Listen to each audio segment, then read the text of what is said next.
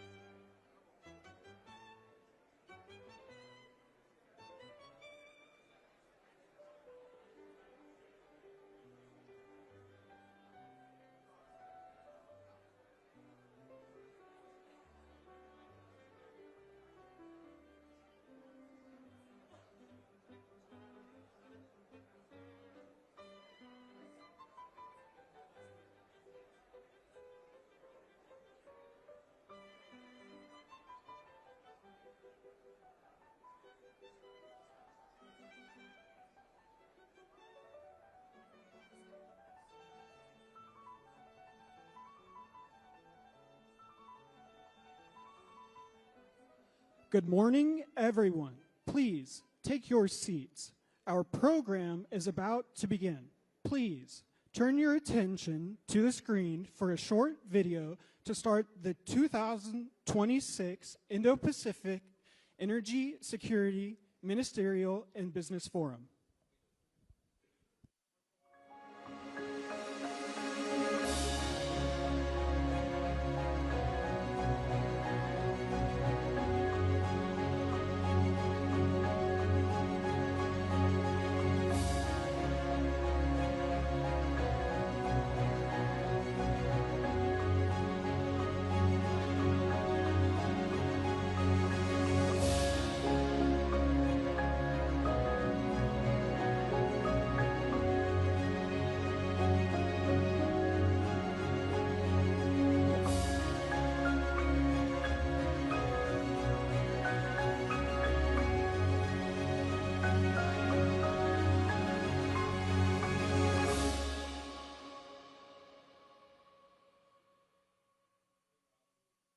Ladies and gentlemen, please welcome to the stage Akiko Nakaya, our MC for the 2026 Indo-Pacific Energy, Security, Ministerial, and Business Forum.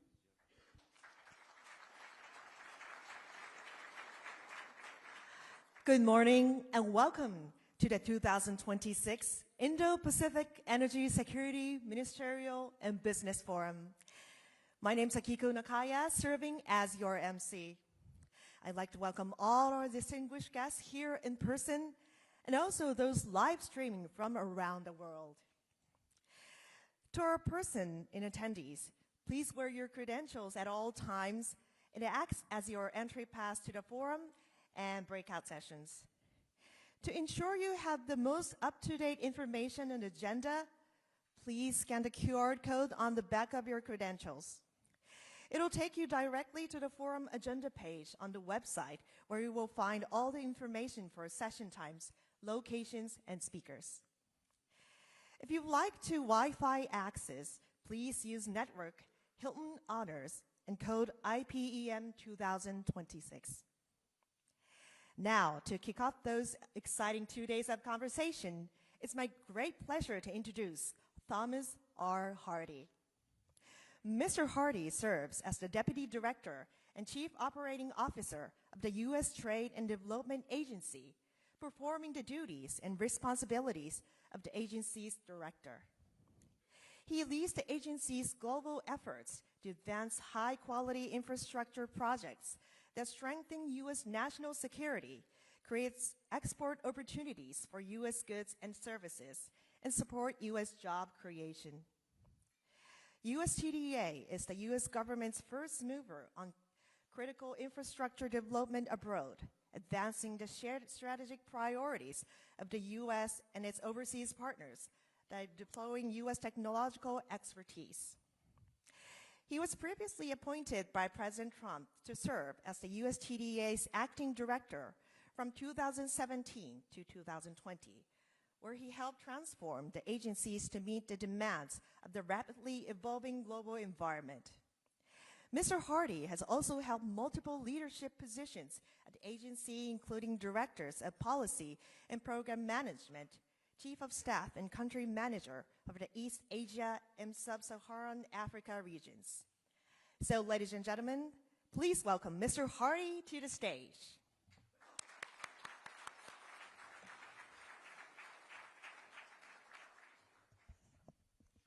Good morning and welcome to Tokyo. I want to begin by thanking our co-hosts for this next 2 days, the Ministry of Economy, Trade and Industry here from Japan, and the U.S. National Energy Dominance Council being led by Secretary Burgum, who you will hear from shortly. It is an honor to welcome heads of state, ministers, CEOs, and business leaders from across the Indo-Pacific region for this dynamic 2-day program. The Indo-Pacific is expected to see some of the fastest growth in energy demand anywhere in the world, making reliable energy a defining issue for both economic growth and our national securities. Energy security is more than just economic security. It's national security. and the United States is committed to support our partners and allies across the region to ensure greater energy security within our economies. Working together, we'll unlock investment and build resilient supply chains while ensuring the region's energy future is built on trusted partnerships, transparent markets, and secure infrastructure. This forum reflects the United States' commitment to working with our partners across the Indo-Pacific region on our shared energy security priorities. The United States is bringing a whole-of-government approach to this forum, led by Secretary Burgum, with leaders from the State Department, Department of Interior, Department of State, the Export-Import Bank, and the U.S. Trade and Development Agency. A central feature of IPEM is the partnership between government and private sector.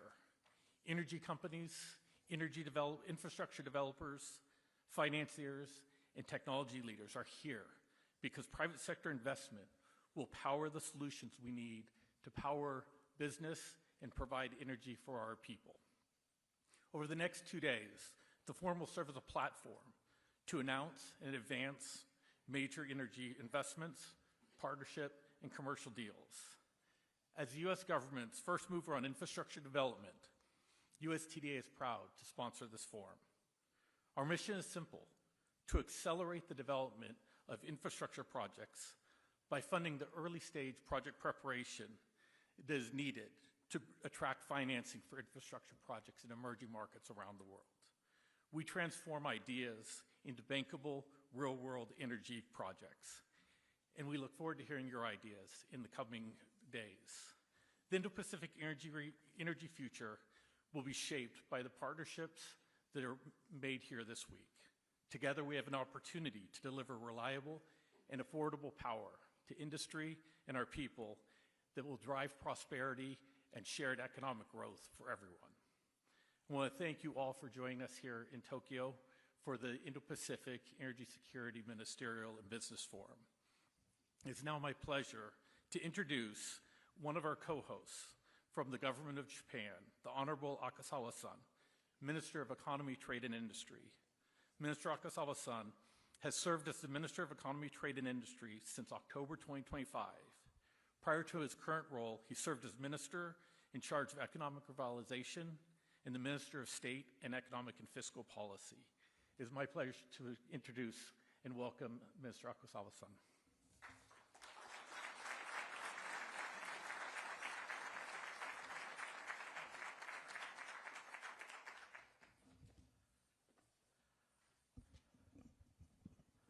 Good morning, distinguished guests, ladies and gentlemen, and thank you for joining the Indo-Pacific Energy Security Ministerial and Business Forum. I am Ryosei Akazawa, Minister of Economy, Trade and Industry, Japan, but I suppose far better known as Minister in charge of Tariff. Right, thank you, Chief Tariff Negotiator.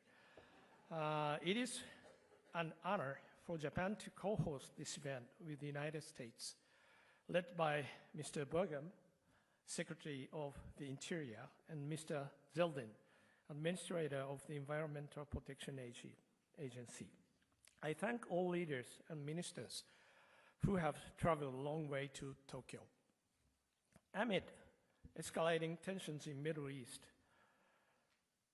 navigation through the Strait of Hormuz, the critical route for global oil and LNG trade, has been severely affected.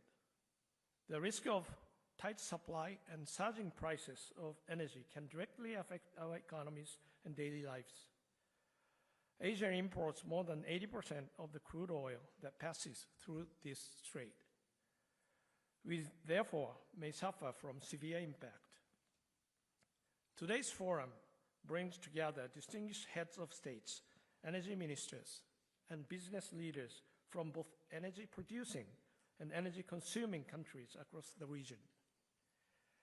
The forum provides a perfect platform for all of us to jointly identify issues and work on practical solutions to the unprecedented challenge to energy security.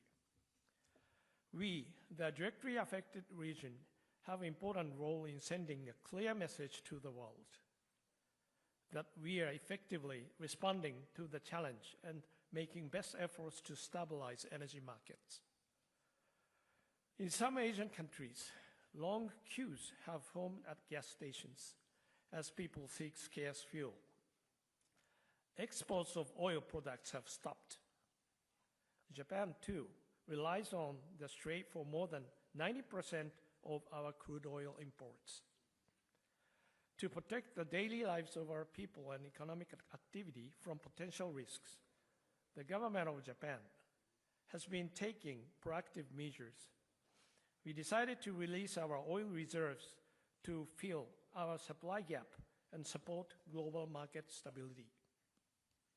Furthermore, I discussed the matter with the Executive Director of the International Energy Agency and participated in the G7 Energy Ministers meeting. I emphasized the severe impact in nature and stressed the need for a collective action at global scale. Working jointly with the United States, we led the discussion in the G7 and IEA, which resulted in the largest collective oil stock release in its history, amounting 400 million barrels. Likewise, I'm sure that the leaders from both energy-producing and energy-consuming countries gathering today are vigorously making their own efforts. Our task here is to bring our initiative together and transform them into a collective and powerful response to stabilize global energy markets. We can achieve this in this forum. Let's broaden our horizon beyond immediate emergency measures. The long-term and strategic choices we make today on how we develop resilient energy systems and supply chains will shape the Indo-Pacific region's energy security for decades to come.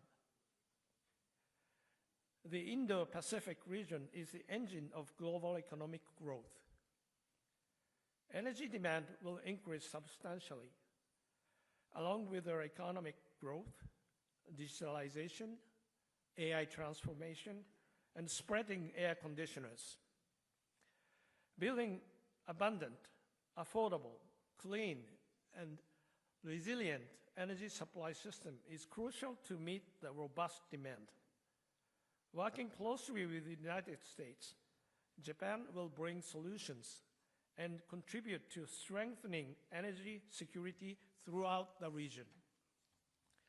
I'd like to highlight 4 key concepts in navigating this journey. First is diversification.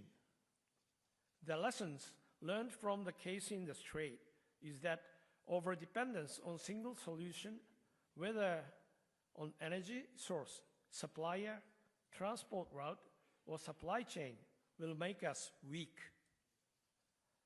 Diversification has always been and will remain central to energy security. In the Indo-Pacific region, where energy demand will grow significantly, we must build a diversified energy system and achieve the triple breakthrough of economic growth, energy security, and clean energy. The second is abundant energy. Energy demand will contribute to rise with the expansion of AI and data centers. A stable supply of abundant energy is indispensable. In this regard, the United States, the world's largest energy producer, has shown a firm commitment to unleash their energy abundance to Asia. Japan truly welcomes such commitment that brings great reassurance to our markets. Third is energy technology. Japan is a department store of energy technologies, possessing full spectrum of energy technologies and innovations. Japan and the United States have jointly worked on a wide range of energy projects, such as LNG, nuclear, power grids, geothermal energy, and more. By sharing these technologies and experience across Asia, we can help strengthen regional energy security together. Fourth is finance. As energy infrastructure continues to expand across the Indo-Pacific, the region's finance needs will grow substantially. One challenge is that certain sectors, such as nuclear and LNG, require large-scale investment with long payback periods, making it difficult for private actors alone to commit. It is therefore essential that public and international financial institutions step up to meet the growing finance needs. I am encouraged that the World Bank, JBIC, and US Exim are participating in this forum. I look forward to active discussions about the important role of the public sector. You have all gathered from East and West today, here in Tokyo. Japan serves as the connecting hub between the United States and the Asian region. As a trusted partner, Japan has worked closely with our friends in the United States and across Asia to build resilient and prosperous economy and society. We will keep contributing to regional and global energy security by providing our technology, finance, and human resources. I hope that this forum will lead to many concrete ideas, actions, and projects. I wish all participants a highly productive and rewarding time here. Thank you very much. Thank you all.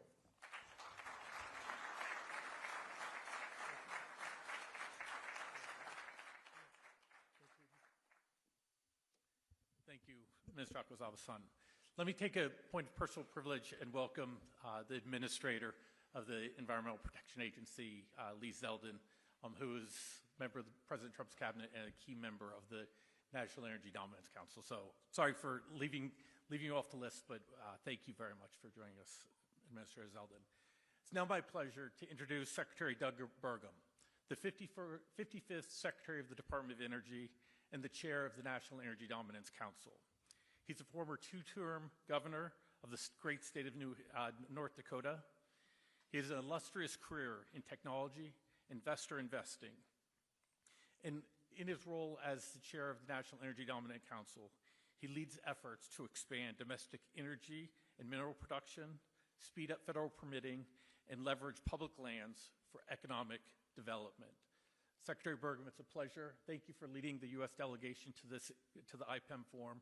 It's a pleasure to welcome you on the stage this morning. Thank you.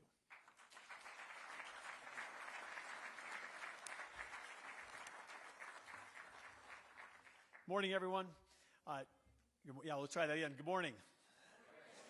Hey, great to have you all here, and I want to lead with gratitude. Let me start with Tom. Thanks for the nice introduction, but thanks for everybody at your organization for pulling this together.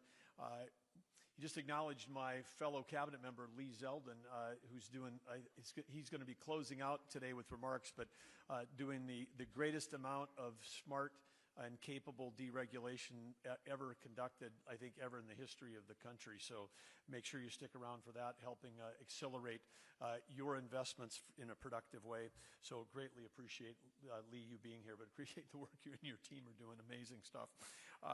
And then, of course, in the audience, we have representatives from 17 different countries that are here. We also have the presidents of 3 of our COFA states. This is the Compact of Free Association. We got Palau, the Republic of the Marshall Islands, the Federated States of Micronesia. But let's, for all of the folks that are officials, if you're an official from another country, could you just stand up, please? And whether you're a president, a minister, a staff person, you're one of those 17 countries? What, you're all lobbyists? What? No, come on, stand up. There's more than 2 people here. Come on, stand up. Don't be bashful. Don't be bashful if you're here. But anyway, thank you for being here for the ministerial part of this, and appreciate everything that all of you are doing. So gratitude to you. And then Minister Akazawa, thank you for kicking things off this morning. Thank you for being here. Thanks for the incredible partnership. I want to thank our Ambassador Glass is here. Ambassador of the U.S. doing a fantastic job. Give him a hand. And across the team that we have, for Lee and I leading this delegation, it's so fantastic. But in addition to USTA, we've got folks, a bunch of great leaders here from the Department of Energy, including 2 Assistant Secretaries, Housefite and Robertson. They're here. You're going to hear from them. A bunch of folks from DOI. Jared Agan, who's the Executive Director of the National Energy Dominance Council inside the White House, is here, and his team. We got the Chairman, John Janovich of the XM Bank, which is a key piece that's here, Development Finance Corporation. We got folks from State, from Commerce. We've got folks from the National Security Council, and many more, I'm sure. But we're here, as was said by Tom in the first introduction, it's the whole of government. Prior U.S. administrations had used the whole of government to try to shut down energy that was reliable, affordable, and secure. The team that's here is to try to make sure that we can achieve, the simplest way to describe energy dominance is that we have energy to allow for prosperity at home, and that we have the ability to sell energy to our friends and allies like all of you across the Pacific, so that you don't have to buy it from adversaries. And maybe they're not an adversary, but maybe you have an alternative source of supply where you've got a secure source of supply that can't be interrupted by a terrorist regime. So that's the whole point. This conference was set up months ago. It was conceived, last year. We held a similar one 2 weeks ago in Washington, D.C., interestingly, at the new Board of Peace building in Washington, D.C. We had over 20 countries. And who were the folks that were the most prominently there? All the leaders and the ministers from Eastern Europe were there. Because these are folks that understand. They're in the front lines of what it's like to not have energy security when they were all dependent on buying gas from Russia, and then Russia cut them off. So, again, America has an opportunity working with all of our allies to create a more prosperous world and a more secure world if we're together. And that's just not on liquid fuels like oil and gas, but as we work together on technologies to produce more electricity, which we need because we're entering an era where we need more, not less. And then also, nuclear. There's President Trump last year signed 4 executive orders, and during that, we've accelerated the flow of technology investment into nuclear like we haven't seen in decades in our country, and unleashing all kinds of innovation around small modular nuclear. I know we've got breakouts on that. Also, before the recent tensions in the Middle East, everybody in this room, understood the threat we were under from having a single country control 85 to 100% of the processing of the rare earth and critical minerals that are needed if you arrived at this conference, you were using rare earth minerals because you've got a cell phone, you flew on a plane, you probably drove in a car, you stayed in a hotel. It's so embedded in our economy today that even though we just took it for granted, we're touching these every day.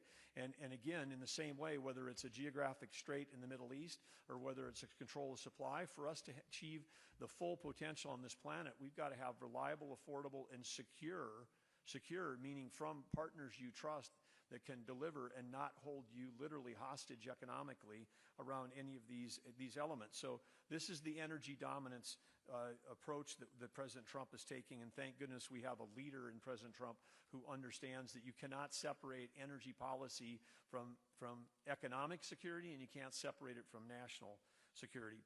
So that's the top line. But I would say again, we gather today at a timely and profound moment. It's a moment of importance, perhaps in world history, and we're at the cusp of an incredible transformation. And global energy markets certainly today are being stressed by these large global events, but that makes it even more important that we have the discussions, the dialogues that we're having here today, and not just a dialogue, but we actually translate those dialogues into deals, that there's investments that are being made, partnerships being formed, commitments, because you can't have energy without infrastructure, you can't develop energy without investment, and so this is an opportunity to actually move from talk to action, and some of that action is going to happen because we'll be announcing a number of really significant deals at this conference as well. Let me spend a minute just on AI. It's sort of being buried under the news of the conflict in the Middle East. But when our administration took over, the Trump administration, there was one thing that was on the top of the list, and that was to make sure that Iran could never have a nuclear weapon. It's one thing for countries to have nuclear weapons. It's another one to have one that's held by a regime that would absolutely use that nuclear weapon. against their stated enemies, and that is something that we just couldn't have happen. And so obviously been working on that since last June. But separate from that, there was a secondary one, which is in a world of AI, to have one country control all the AI is also a threat to the free world. And so winning the AI arms race is something that we're committed to doing. And you can have the best chips, you can have the best software, you can have all of those things, but this is a race of power generation. And this required in the United States, and it's going to require in some other countries as well, certainly some well-known ones in Europe, that have to do a 180-degree turn, because we were in this era of I'll call it climate fantasy, and I don't mean that in a pejorative or ideologic way, but if you're selling all your citizens and the idea about using the word transition, that would imply that we have something A and we're going to move to B, and those are going to be equivalent. But don't worry, B is going to be cleaner and cheaper, and it turns out that and there's an assumption that when you go from A to B, you're still going to have the same amount of power. The reality, energy reality, which is what Lee and I and Chris Wright and everybody like to talk about, energy reality is the whole thing that was foisted on the world around transition was actually energy subtraction. Taking reliable, affordable, and secure energy and replacing it with intermittent, weather-dependent, foreign-sourced, unreliable, and redundant, because you have to keep all the other stuff you had before on the times of the day when the wind is not blowing and the sun is not shining. You have to keep the other stuff. You can't shut it down. You have to have both of those redundancies for those moments not working. So it turns out it's not reliable, it's not secure, and it's not affordable. I mean, just take a look. I'll just share facts. I'm not picking on our friends from Germany, but I think it's well known that in Europe they were the leader in trying to achieve this energy transition, and they spent close to $500 billion, $500 billion on a transition. And they transitioned to a situation where they produce 20% electricity than they did before, and that's 20% less when the sun is shining and the wind is blowing. So it's 20% less in good conditions, and then the electricity costs 3 times as much. Now, I said I was going to talk about AI, and you're like, oh, you haven't talked about that much yet. AI, it's amazing. We stand here in a place like this, and we go like, wow, look at these lights on the stage. Look at the fact that, the homes we heat, the food we cook. I mean, electricity, thank you, Benjamin Franklin, Thomas Edison, and everybody that came along, Tesla, anybody else along the way that was involved in harnessing and powering electricity. It was a miracle transformation for our planet to be able to generate electricity. But now, for the first time in human history, that we are able to take electricity and not turn it into light or heat. We can turn it into intelligence. Everybody talks about data centers. They're not a data center in the traditional sense that we've had data centers for decades. Closed loop systems that maybe would manage transactions between a customer and a company, and that was it. But this is GPT, this is general purpose technology. If you're taking electricity and turning it into intelligence, it can be used by anybody. It can be used by defense, it can be used by universities. You could use to have a tutor for every school child in your country. You could cure cancer. It is all these things. It's going to be, software has always been the greatest extension of human capability, and now we have a situation where it is going to move at a speed, and it's moving at a speed that it's hard for anyone to comprehend. I spent 30 years in tech before I ever thought about getting into public service, and during that time, I watched companies, fail to keep up because they couldn't keep up with Moore's law. They couldn't keep up with something that was well understood, that chips were going to get twice as fast every 18 months and produce products at half the cost. I mean, that produces an exponential curve. I mean, there were companies there was, and one famously, Kodak, they used to have commercials called the Kodak moment. It meant that they took the perfect picture, their memory for you and your family for years. It was a Kodak moment. Well, then their leadership had a Kodak moment because they completely even though they helped invent digital photography, they completely underestimated the speed at which it would advance under Moore's law. And you take one of the most iconic brands, best known brands in the world, one of the largest top 30 market cap companies in the world at one time, and then they disappeared. And this will happen again in the world of AI. If leaders and countries and companies don't understand, we have people around the world right now that are, including in the United States, that are wanting to ban. They're wanting to ban having AI factories, intelligent factories, in their jurisdiction. This would be like saying, I don't want to have 1 million geniuses move into my neighborhood who are going to pay a lot of property taxes, and are going to help solve every problem we've ever had. But again, there's an undercurrent in free democracies, and I can say with great certainty that part of this is when we're in a global power competition, there are people that don't want us to build AI factories. There are people that will spread misinformation around that. But the one thing for certain we do need more power, and if we don't generate energy addition is what we need, not energy transition, because transition always meant subtraction. Energy addition is what we need. That's part of what this conference is about. We're here to cut deals, work with each other, share technologies, learn from the speakers, and figure out a way to get more energy going in all of our countries, amongst our friends and allies. That's the way we win the AI arms race. That's the way we defeat people that have choke points, geographic choke points, that try to control the world's economy. A small group of terrorists controlling the world's economy, not acceptable. The rest of the world can band together at places like this. So part of my gratitude was to say thank you to all of you for being here, because your presence absolutely, positively matters. And this forum matters because no country can thrive without abundant, reliable, and affordable power. And we're here as the United States to be that reliable, affordable, and secure partner for you. I'm reminded when I think about Japan, and here we are in Japan. It's 120 million people in a space about twice the size of my home state of North Dakota, which is an energy powerhouse as a small state. But in the small state that we have, producing, before Biden came along, almost 1.5 million barrels of oil a day, and exporting lots of electricity to all of our neighbors.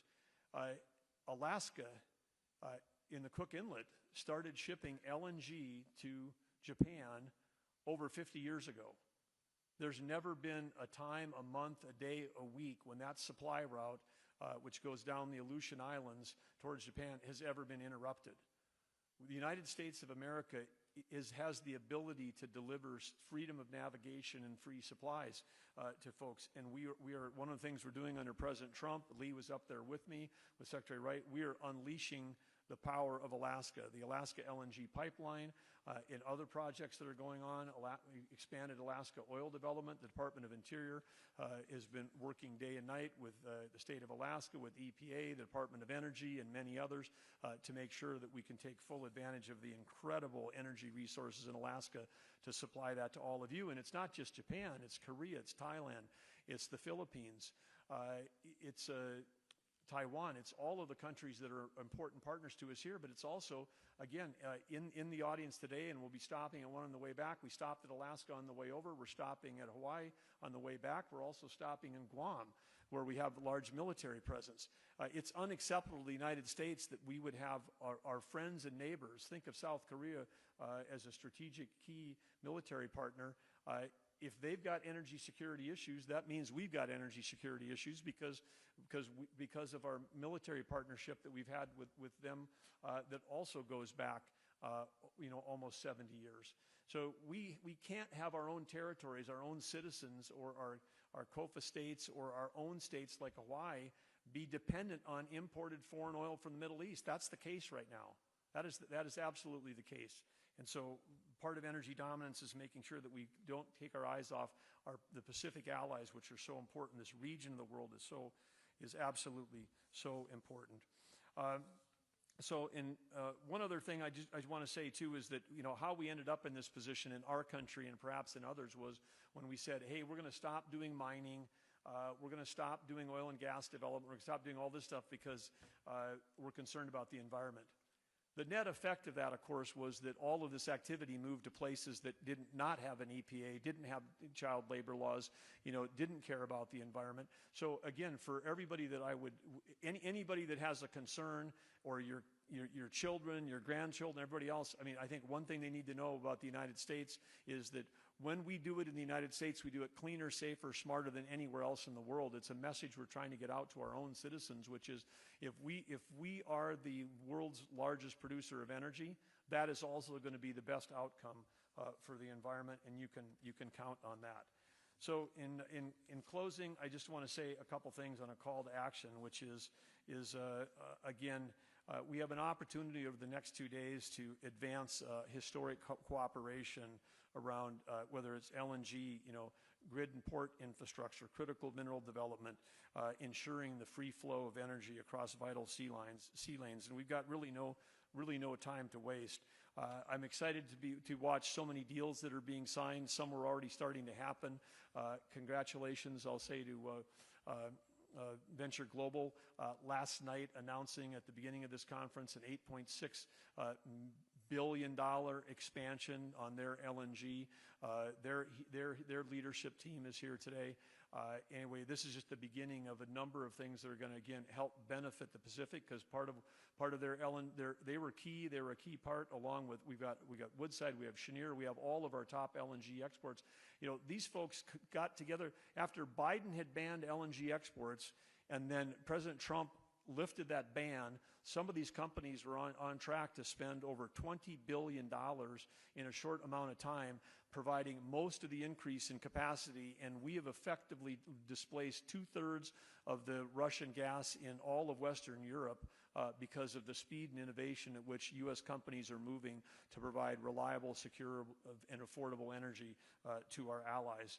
In that kind of movement, by doing that, bringing on that marginal capacity, probably saved Europe 20, 30 billion. I'm just spitballing on that one. Let's get an economist to figure it out. But when you increase the supply and put it out there, it saves your citizens money. It increases your security.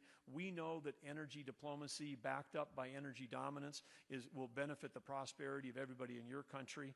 That's why these deals are important. It's not just economics. It's about human flourishing. It's about helping everybody reach their potential, which they can't if they don't have access to great energy. So American energy, it will remain, your most dependable, most responsible, and most strategic choice as we advance peace and prosperity together for all nations. We're grateful to have you all here, excited to be spending time with you, and excited to be witness to deals that are getting done here, and then also in the future knowing that deals started here because of the relationships you've made. So I would challenge all of you, if you're not on stage signing a deal, there are people in the room that probably would want to sign one with you. So get ready to make sure that you're talking to somebody more than the people you came with, because this is a group of people here that can really change the direction of energy in the entire Indo-Pacific area. That's my challenge to all of you. Let's go out, let's get it done, and let's do it for all of the people that we work for. Let's do it for the world. Thank you.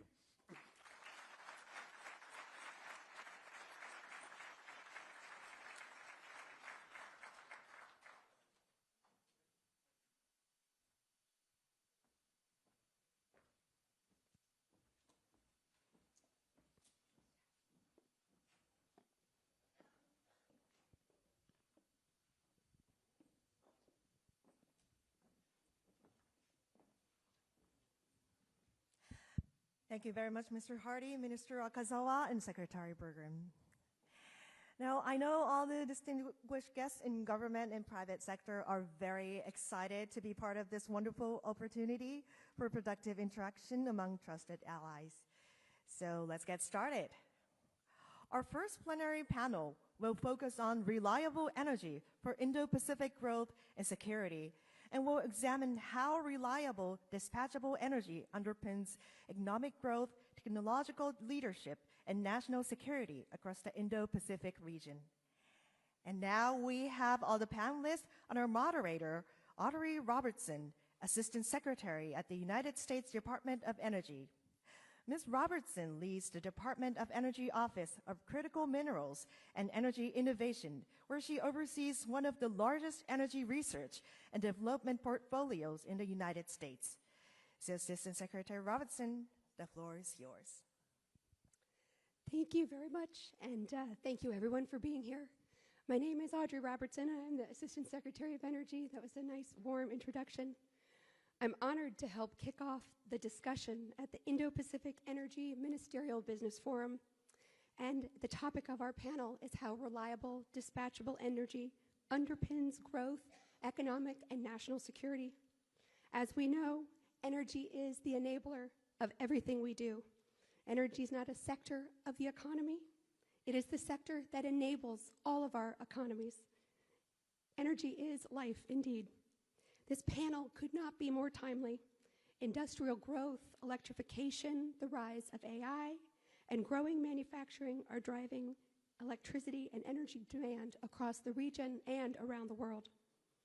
Governments and businesses must act strategically to ensure that they can meet this new demand and that the energy they provide is reliable, affordable, and secure, especially secure in this moment.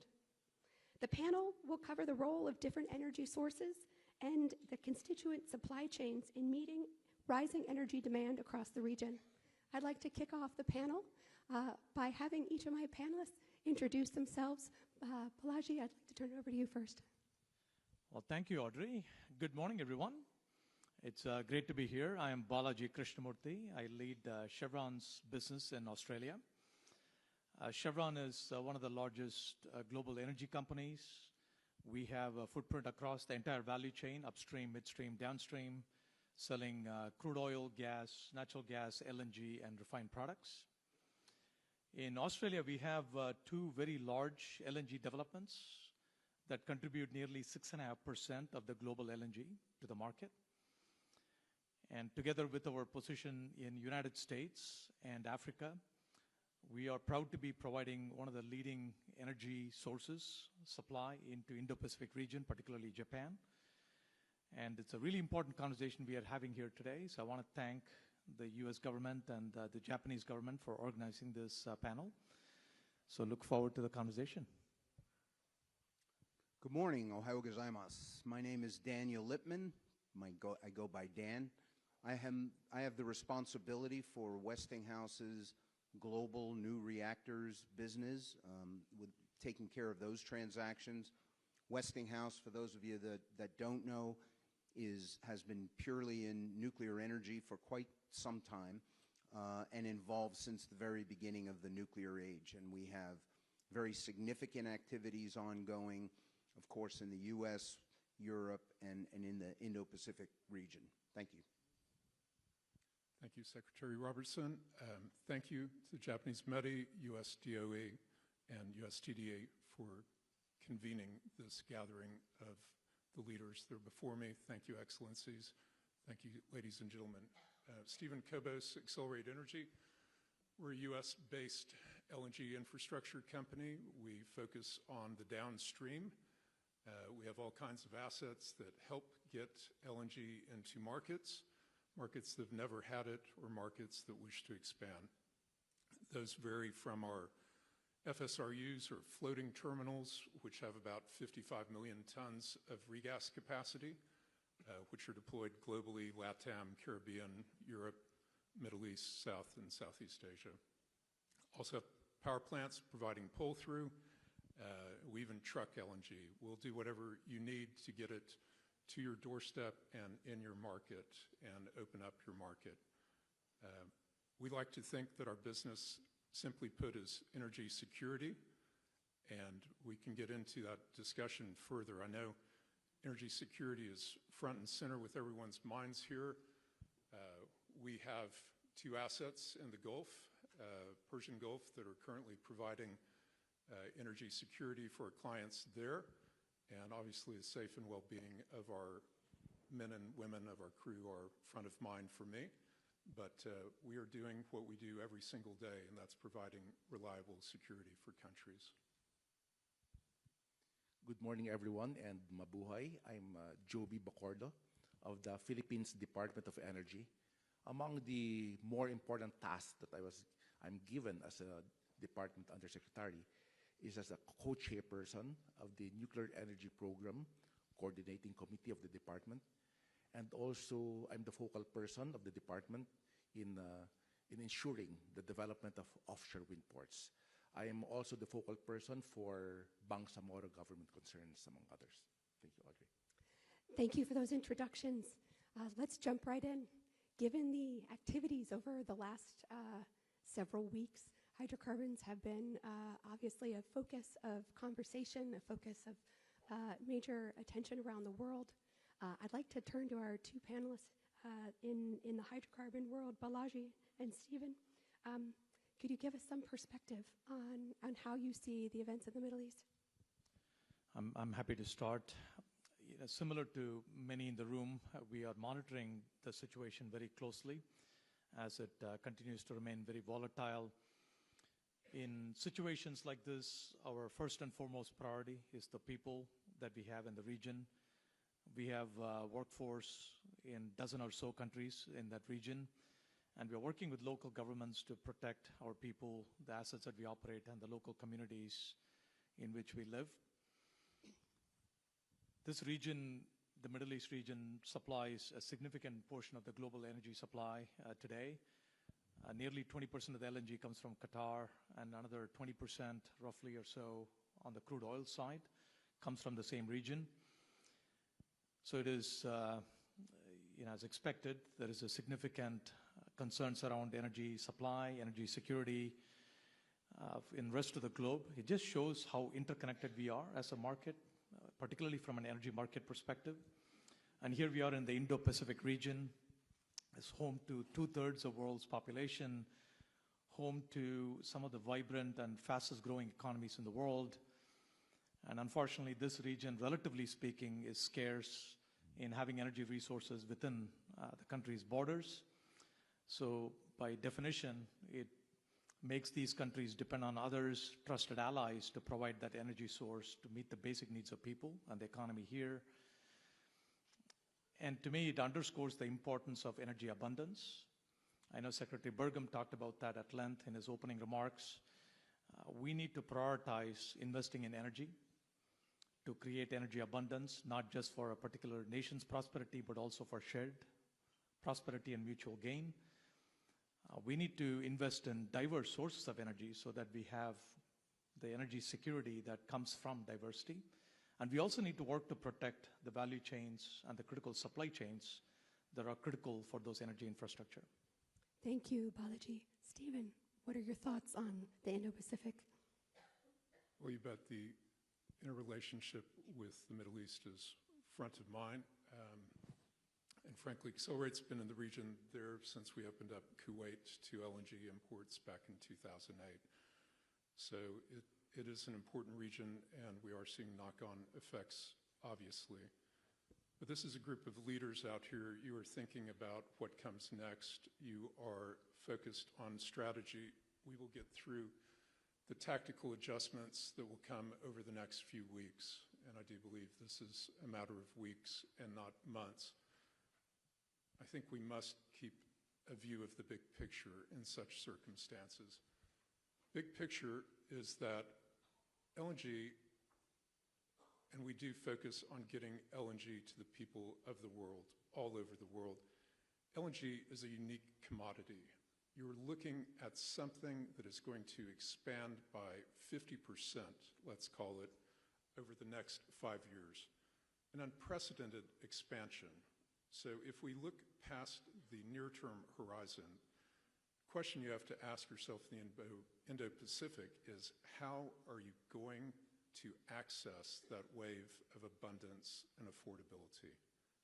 And what we've seen as we've built out energy security for people, the beautiful thing about LNG, it's so flexible.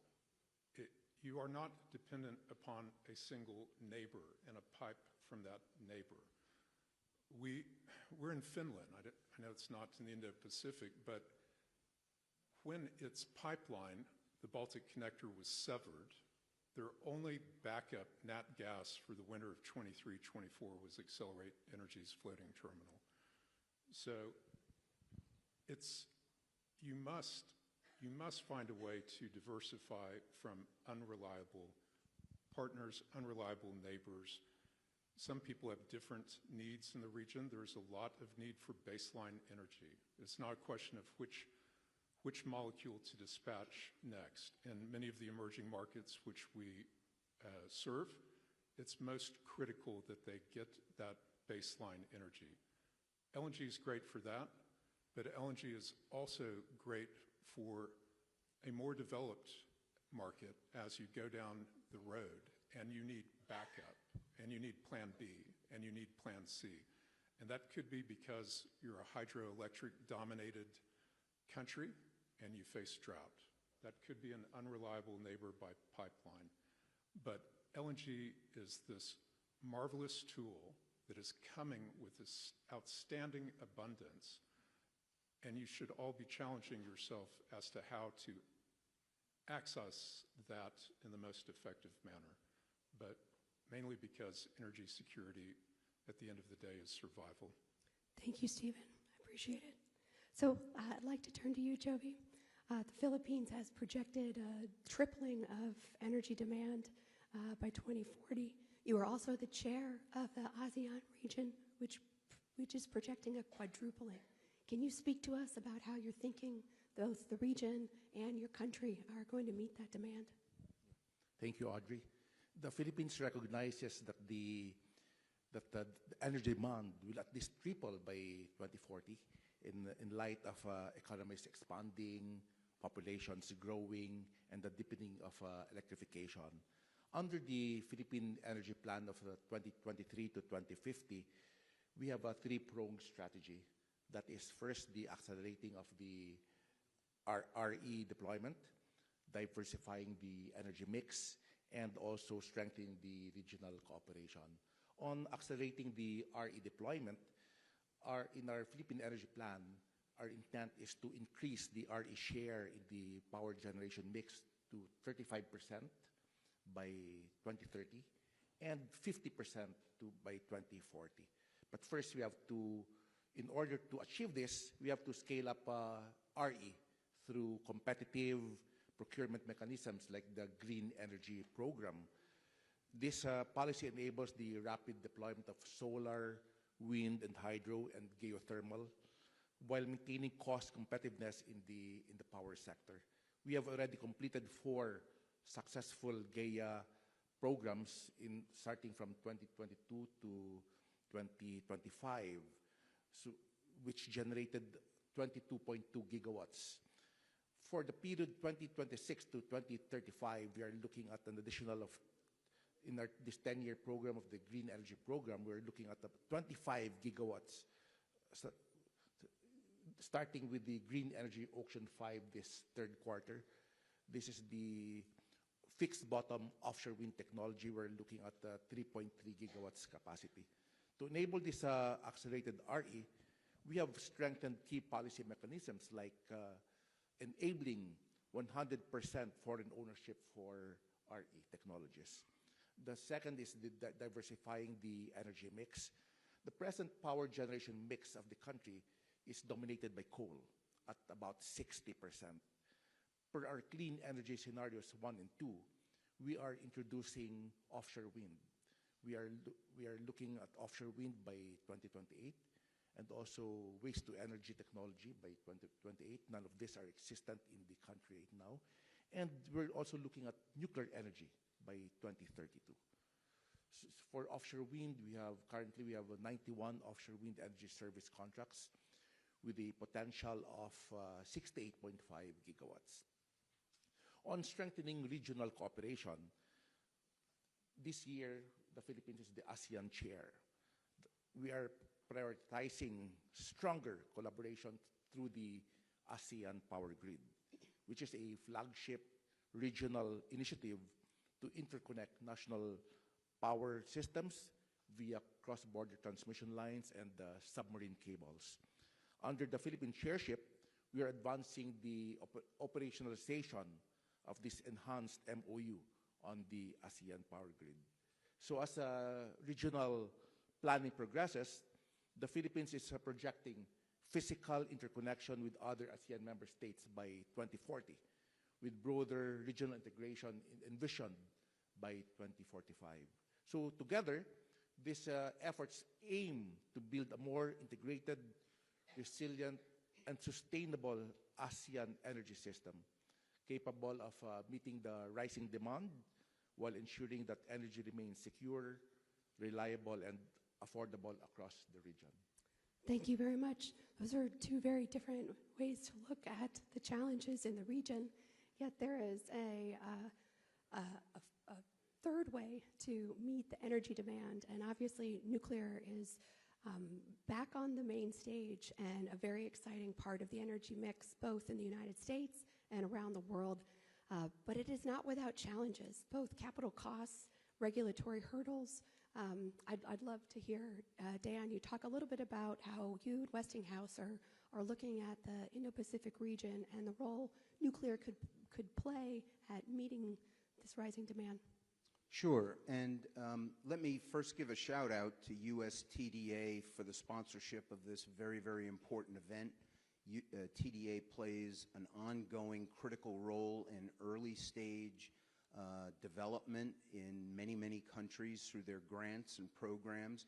And Secretary, as a member of the administration, thank you and the rest of your colleagues throughout the administration for what they're doing for nuclear. I've been in this industry a very long, very, very long time, and I've never seen an administration lean in the way it is on nuclear technology. And that segues to your question, because what do we need to do in the industry? And when I say we, I want to be clear. It's not just Westinghouse. In the audience here, there's at least 3 different SMR vendors. There is at least 1 or 2 microreactor vendors that I've run into here. So what we need to do as an industry is, I'm going to use the term industrialize, okay? We build these plants one at a time, but really the key to the success of nuclear energy is to deploy them at scale. And that's what the administration is giving us the opportunity to do, not just in the continental United States, but through export promotion activities that the administration is engaged in. The Export-Import Bank is critical to all of our companies in the nuclear industry in terms of financing these projects. But our challenge as companies is really to fit together the challenges of supply chain, engineering, and labor force, workforce development. Any one of those fail, we're not going to be successful in what we do. And the Indo-Pacific region is critical because already many of our companies, mine and others out here, rely very heavily on supply chains here in Northeast Asia, whether it's Korea or Japan. India has made changes in its nuclear legislation, I'll call it, where they've entered the mainstream of certain legal norms on liability and so forth. They have tremendous capacity. Many of us are already utilizing Indian resources, technical resources, and are looking at manufacturing. But the key to all of this is, how do we deploy? How do we get a handle on overnight capital costs? Because these projects, once they're built, are money makers, and they run like tops. But the key is to get them built successfully, quickly, and safely, and we need this partnership in this region to help us to do that. That's great, Dan, and I'd actually like to jump back to Jovi, because you talked a lot about renewable energy as part of the strategy. The majority of the Philippines is powered by coal today. Natural gas and LNG represent a medium-term opportunity, as does civil nuclear. Can you speak to how LNG and civil nuclear could play a role? Right. Thank you again, Audrey. Under the Philippine Energy Plan 2023 to 2050, the Philippines recognizes that both the LNG and the civil nuclear energy as important components of a diversified and secure energy mix. On LNG, it is, we consider it as a transition fuel that supports a shift towards RE, while ensuring a stable and reliable power supply during the transition period. The development of LNG infrastructure will supplement the country's domestic natural gas supply from the Malampaya gas field, which will operate until 2039. Natural gas will help ensure sufficient power supply while RE gradually increases its share in the energy mix. In short and simple language, we need LNG because most of these RE technologies are of the variable variety.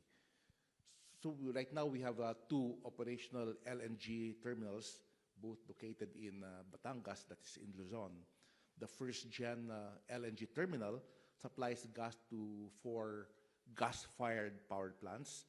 The terminal has a regasification capacity of about 5 million metric tons per annum. And the second is the Linseed Field FSU and onshore regasification terminal, which supplies gas to 2 gas-fired power plants. In addition, 2 LNG terminals are planned in Bataan for 2028 and 2030. For the civil nuclear energy, the Philippines is advancing the development of civil nuclear energy as a medium to long-term option to ensure energy security, provide reliable and low-carbon baseload power and low-carbon energy transition. We are targeting the commissioning of our first nuclear plant by 2032 with projected capacities of 1.2 gigawatts by 2032, 2.4 gigawatts by 2035, and 4.8 gigawatts by 2050. So that is a very modest target, but I believe that we can do more. The Philippines is also strengthening its nuclear governance and regulatory framework. A law has been passed to creating the PhilAtom, which will serve as the country's independent nuclear regulatory body responsible for safety oversight and licensing. Likewise, the department came up with a department circular, the framework for the integration of nuclear energy in the country's generation mix. The policy designates the first nuclear power plant as a pioneer project, exempting it from the usual competitive selection process and granting fast-track permitting to help address the large upfront capital. So ultimately, the civil nuclear power can provide reliable baseload capacity that supports grid stability. In the context of the current global supply chain disruptions and energy market volatility, both LNG and nuclear energy are viewed as strategic investments that enhance energy security, system resilience, and fuel diversification, complementing the country's broader transition towards a cleaner and more sustainable energy system. Thank you. As we talk about LNG, I'd love to jump back to our 2 panelists on LNG. But Stephen, can I start with you? We just heard a perspective on LNG and how it could help the Philippines as a more of a bridge, if I heard you correctly. But what role do you see in long term for U.S. LNG to be a partner and enabler in the region? I'd love your comments, and then I'd love to hear from Balaji as well. Sure. One person's destination is another person's bridge. I tend to think it's a destination, but I also like whenever Secretary Burgum often speaks about energy addition, not energy transition. And let's face it, much of the Indo-Pacific, while I love the cool weather in Tokyo, and I'm glad I brought a coat, but much of the Indo-Pacific is warm. They need air conditioning fully as much as America does. They're entitled to air conditioning. It's AC, it's also AI in many of these countries. And if you want AC and you want AI, it's going to have to be energy addition. And if it is energy addition, then something that can scale, it can be baseload, can be dispatched as backstop, it can be a backstop to intermittent renewables, whether that's drought in a hydroelectric country or a dark lull in a country with solar or wind. But unreliable energy is not energy security. It's not national security. That's really why we're here today. We're all wrestling with that. What is energy security? It's reliable energy security. Reliable energy is energy security. And this wave that's coming in large part from the United States is going to allow the diversification that the region needs to meet these needs for all of their ambitions. And I was in India a month ago when Prime Minister Modi was laying out, again, his ambition to get from 6% to 15% nat gas. They're building out the pipeline network in a way that I find impressive. They're taking the steps that they need. So if you are going to be this, if you're going to serve, if you're going to provide, and Minister Singh Puri there, he did say energy security is survival. LNG and US LNG is a critical part of that, and we want to help people that don't have access to that coming wave to do it. By the way, don't put it off with a 5-year plan. You can be doing it in 2 years if you just step up now and get moving on your side. I love that. That's So, Balaji, although you oversee Chevron Australia, there's the president, where there's robust and significant LNG activities. Can you speak to the region and U.S. LNG as well? Yeah, first I'll start by agreeing with Stephen wholeheartedly on this is very much an energy addition story. I think we all have misinterpreted energy transition to be replacement, which the world hasn't really seen. I only see the energy demand continuing to grow, population, quality of life, now turning electrons into knowledge through AI, all of these things. The basic foundation is energy, and we just can't ignore that fact.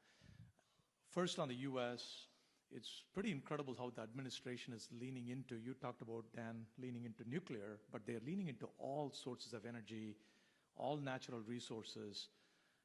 I do think there is something here for other countries that have the same natural resources, the blessing of the natural resources, energy resources within their borders. I think it shows that when we lean into those advantages, it's not only good for their own country, but it's also good for shared prosperity. So that is something we need to do. Australia has been a long-term, reliable supplier for this Asia-Pacific region. Certainly, some of the ministerial colleagues, I saw Minister Madeleine King here recently, and Premier Rajakur from Western Australia, they completely recognize and acknowledge how important a role that Australia plays in energy security in the Indo-Pacific region. So I want to really thank them for their leadership and pragmatic approach. Governments really fundamentally need to do 3 things, Audrey, in my view. It starts with what US is doing, which is leaning into the energy advantage. Second is setting that long-term policy environment so investments can flow into energy.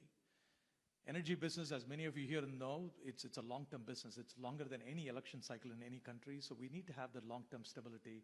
And finally, everywhere we have this conversation, permitting and regulatory reform is always a friction point. How do we unlock that, create a streamlined regulatory environment? We do need good regulations, but we need balanced regulations that balances a strong environmental standard with pro-development policies, and that's how we can get better. Oh, I completely agree with you on that. I'd love to turn back to nuclear, Dan, and talk a little bit about the reinvigoration of nuclear across the world has led to SMRs. Excuse me. Can you talk a little bit about Westinghouse? Sure. And actually, I'll tie together a couple of things here. I think Stephen is spot on. There is this confluence, this nexus of financial capital, whether it's private or government, computing power, and the electricity that's needed to power it all. I mentioned to Giovanni, we were waiting there, and I told you I'd been around a long time. I worked in the Philippines, and in 1985 worked on the Bataan nuclear power project, which got finished and never put into operation. And the Philippines is a great example here of what we're all talking about, and it segues, Secretary, to your question, which is, well, what technology do you choose? So the Philippines is able to deploy, or has the ability to deploy, multiple technologies and different types of nuclear technologies. So there's room for large gigawatt-sized plants. but the dispersion of the grid in the archipelago means that in certain places only microreactors or only SMRs are going to work. So I don't feel I compete as Westinghouse with other technologies. I think we need them all. I'll say large or small, we need them all, okay? I think that's pithy but true. And because customers know, as they study their grids, they study their industrial installations, they study their national security installations, what they need, and they will guide the market into the appropriate application of it. So if we're going to, and your first question, Secretary, was, well, what about this growth that the IAEA and the OECD are projecting? Man, you need everything. You need everything you have from a nuclear technology perspective and a non-nuclear technology perspective to meet those goals. Excuse me, sorry, I'm getting over a cold here. I agree on needing everything, but how do governments prioritize? And everyone here obviously works across regions, across governments, and in very different fuel sources. Balaji, would you start and just give us a sense of how you work with governments in this region? And I'd love to hear from all the panelists on this topic. Yeah, I think from a government policy perspective, if you are in a resource-rich nation that is providing energy for yourself as well as your trusted trading partners, you have to prioritize investing in energy over the long run and creating that environment that I talked about earlier, the long-term policy setting that allows that investment to flow freely into it. If you're an energy-consuming nation like Philippines, Japan, and by the way, Japan, in my view, role models a long-term thinking, strategic vision. The projects that we have in Australia, we spent $80+ billion Aussie dollars to bring those 5 LNG trains online. That couldn't have been possible without Japanese government and the buyers, many of them here in the room, not having that strategic vision to, this is 25 years ago, underwriting those projects both as partners and customers. So that's what we need from governments, is that long-term vision to invest in different sources of energy and investing in technology and create a level playing field, not pick winners and losers, so that we can let the best solutions compete. Long-term vision is key. Dan, do you have anything to add about how, Westinghouse, obviously nameplate in nuclear energy around the world, working with countries and governments, how do you see that? Right. And I think you use the term governments, plural, and that's important. As a Pacific nation, if you look at the United States and you look at the structure of the industry, the electricity industry in the United States, it's dominated by investor-owned utilities. That is not the case. It is the case in Japan. It is not the case in most other places in which Westinghouse operates. So you're dealing with home governments, host governments, and our own government. And I think as well as the customer, whoever's going to deploy the technology, which in this region are largely state-owned enterprises. So earlier in one of my answers to the earlier question, I'm a big believer in partnerships. It's a public-private partnership with the host government and our own government, just like we're doing here, and partnerships in the supply chains particularly, and in Westinghouse's case, where we have two great owners, Cameco and Brookfield, that supply uranium product, and on the one hand, and capital on the other. It's really getting a whole of government and whole of industry approach here, and I think that's the same with my colleagues out there too. Thank you, Dan.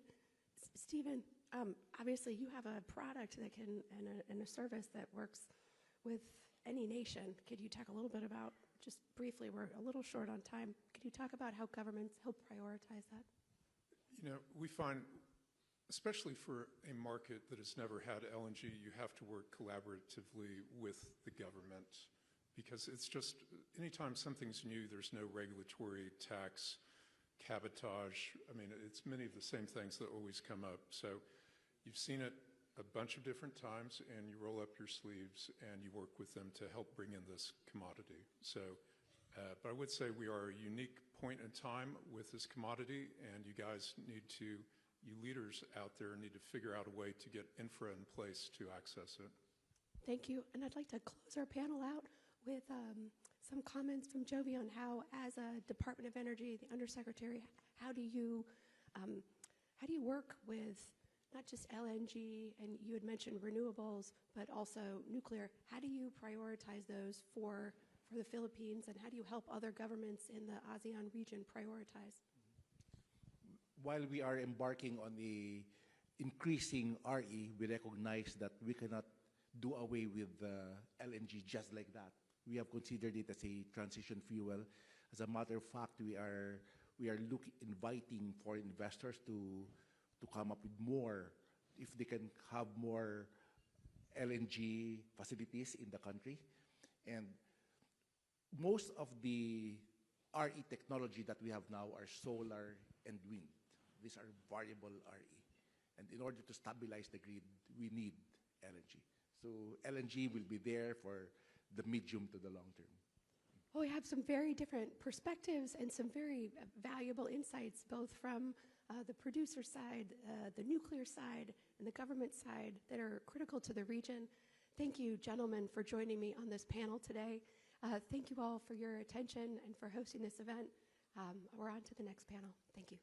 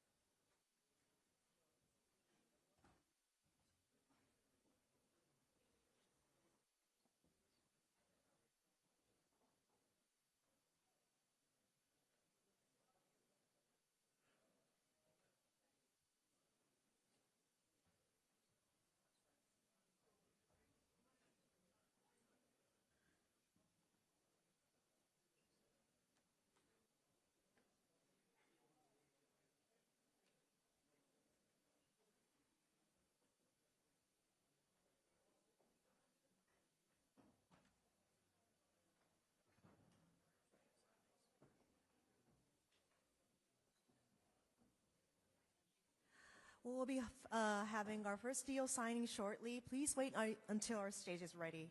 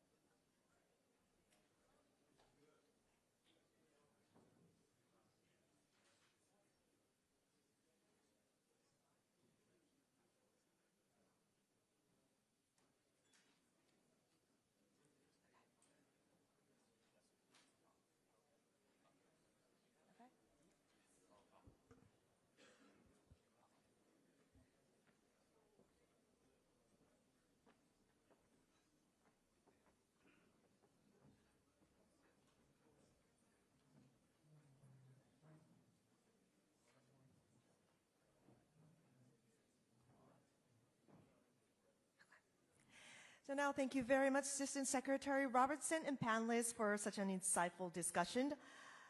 We now have the first of many exciting deals to be announced here. It's my great pleasure to bring back to the stage Secretary Doug Burgum and as well as Minister Akazawa for your remarks.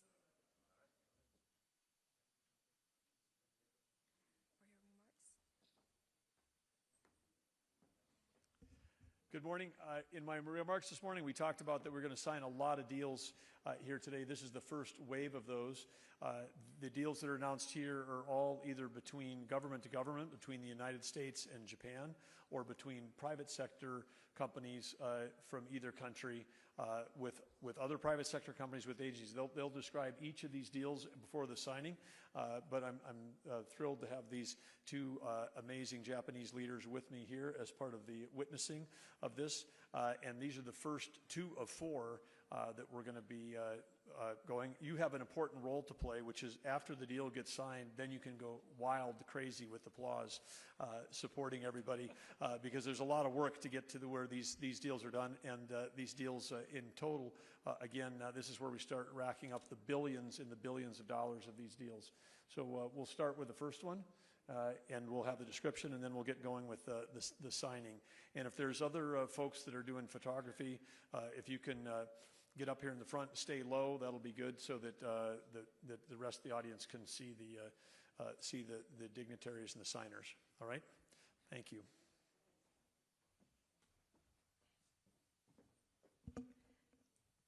Thank you very much.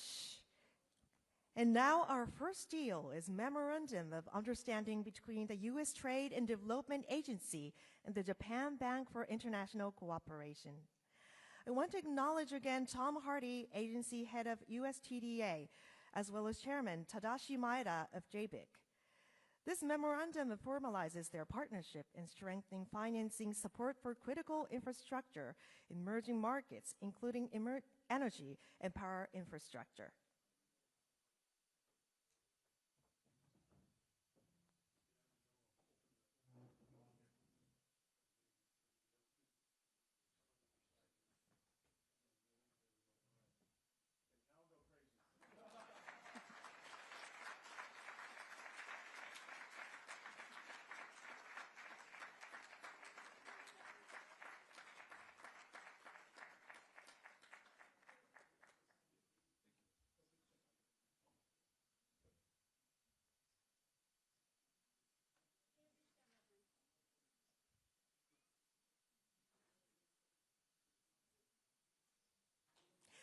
Thank you very much.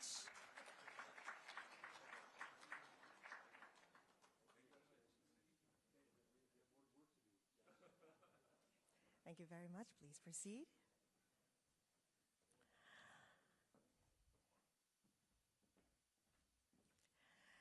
And now the second deal is a memorandum of understanding between Haltech International, Mitsubishi Electric, and Hyundai Engineering and Construction.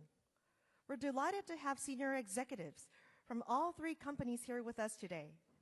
The three parties have entered into the MOU to jointly deliver the first two units of Haltech's SMR 300 reactor design at the Palisades Energy site in Michigan. The partnership establishes integrated and repeatable pathway that bridges design, licensing, construction, and long-term operation through aligned technical and project execution roles.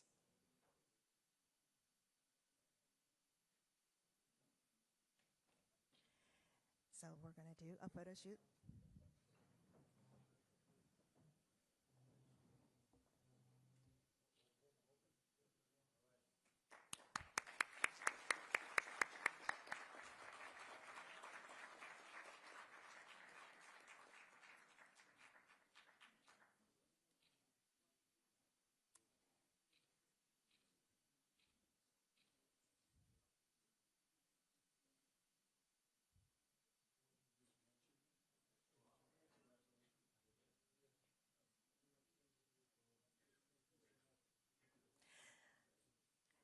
Thank you very much. Congratulations. Thank you very much. Please proceed. Thank you.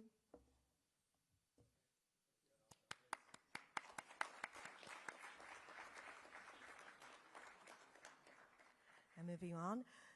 The third deal is a memorandum of understanding signed between GE Vernova and Hitachi. GE Vernova and Hitachi agreed to collaborate to analyze and advance market development and commercial opportunities for deployment of the BWRX 300 in Southeast Asia. The collaboration includes good faith efforts to support resilient and diversified supply chain by exploring opportunities to incorporate qualified Japanese suppliers into small modular reactor projects.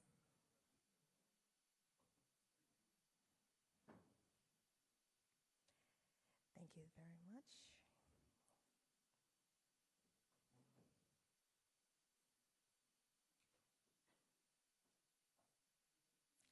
Thank you. So we're going to do a photo shoot.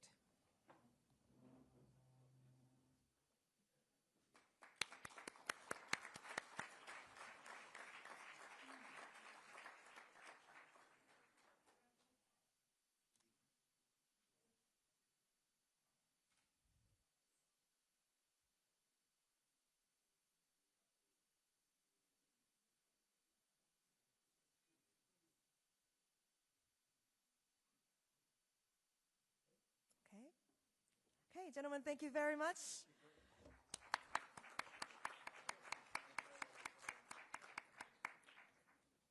Thank you very much. Please return to your seat. Now, our fourth deal is a deal between Japan's Energy for a New Era, JERA, Mitsui, and CF Industries. We welcome their senior executives to the IPEM main stage here today. This project is for the construction of Blue Point, a blue ammonia production facility in Louisiana, scheduled to begin operations in 2029, which will supply blue ammonia to Japan. Gentlemen, if you please.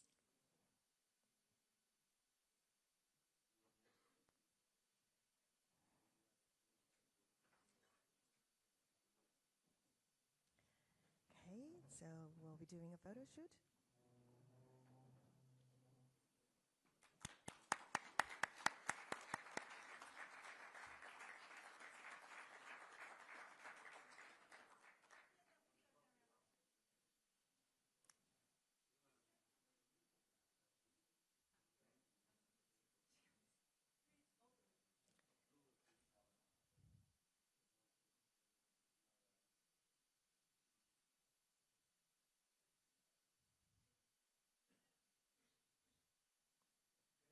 Okay. All right, thank you very much and congratulations.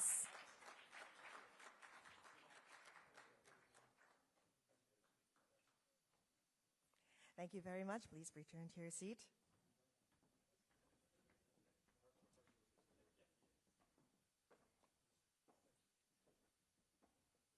Nice job. Thank you very much. So we will now be changing our stage layout, so please wait until we're ready.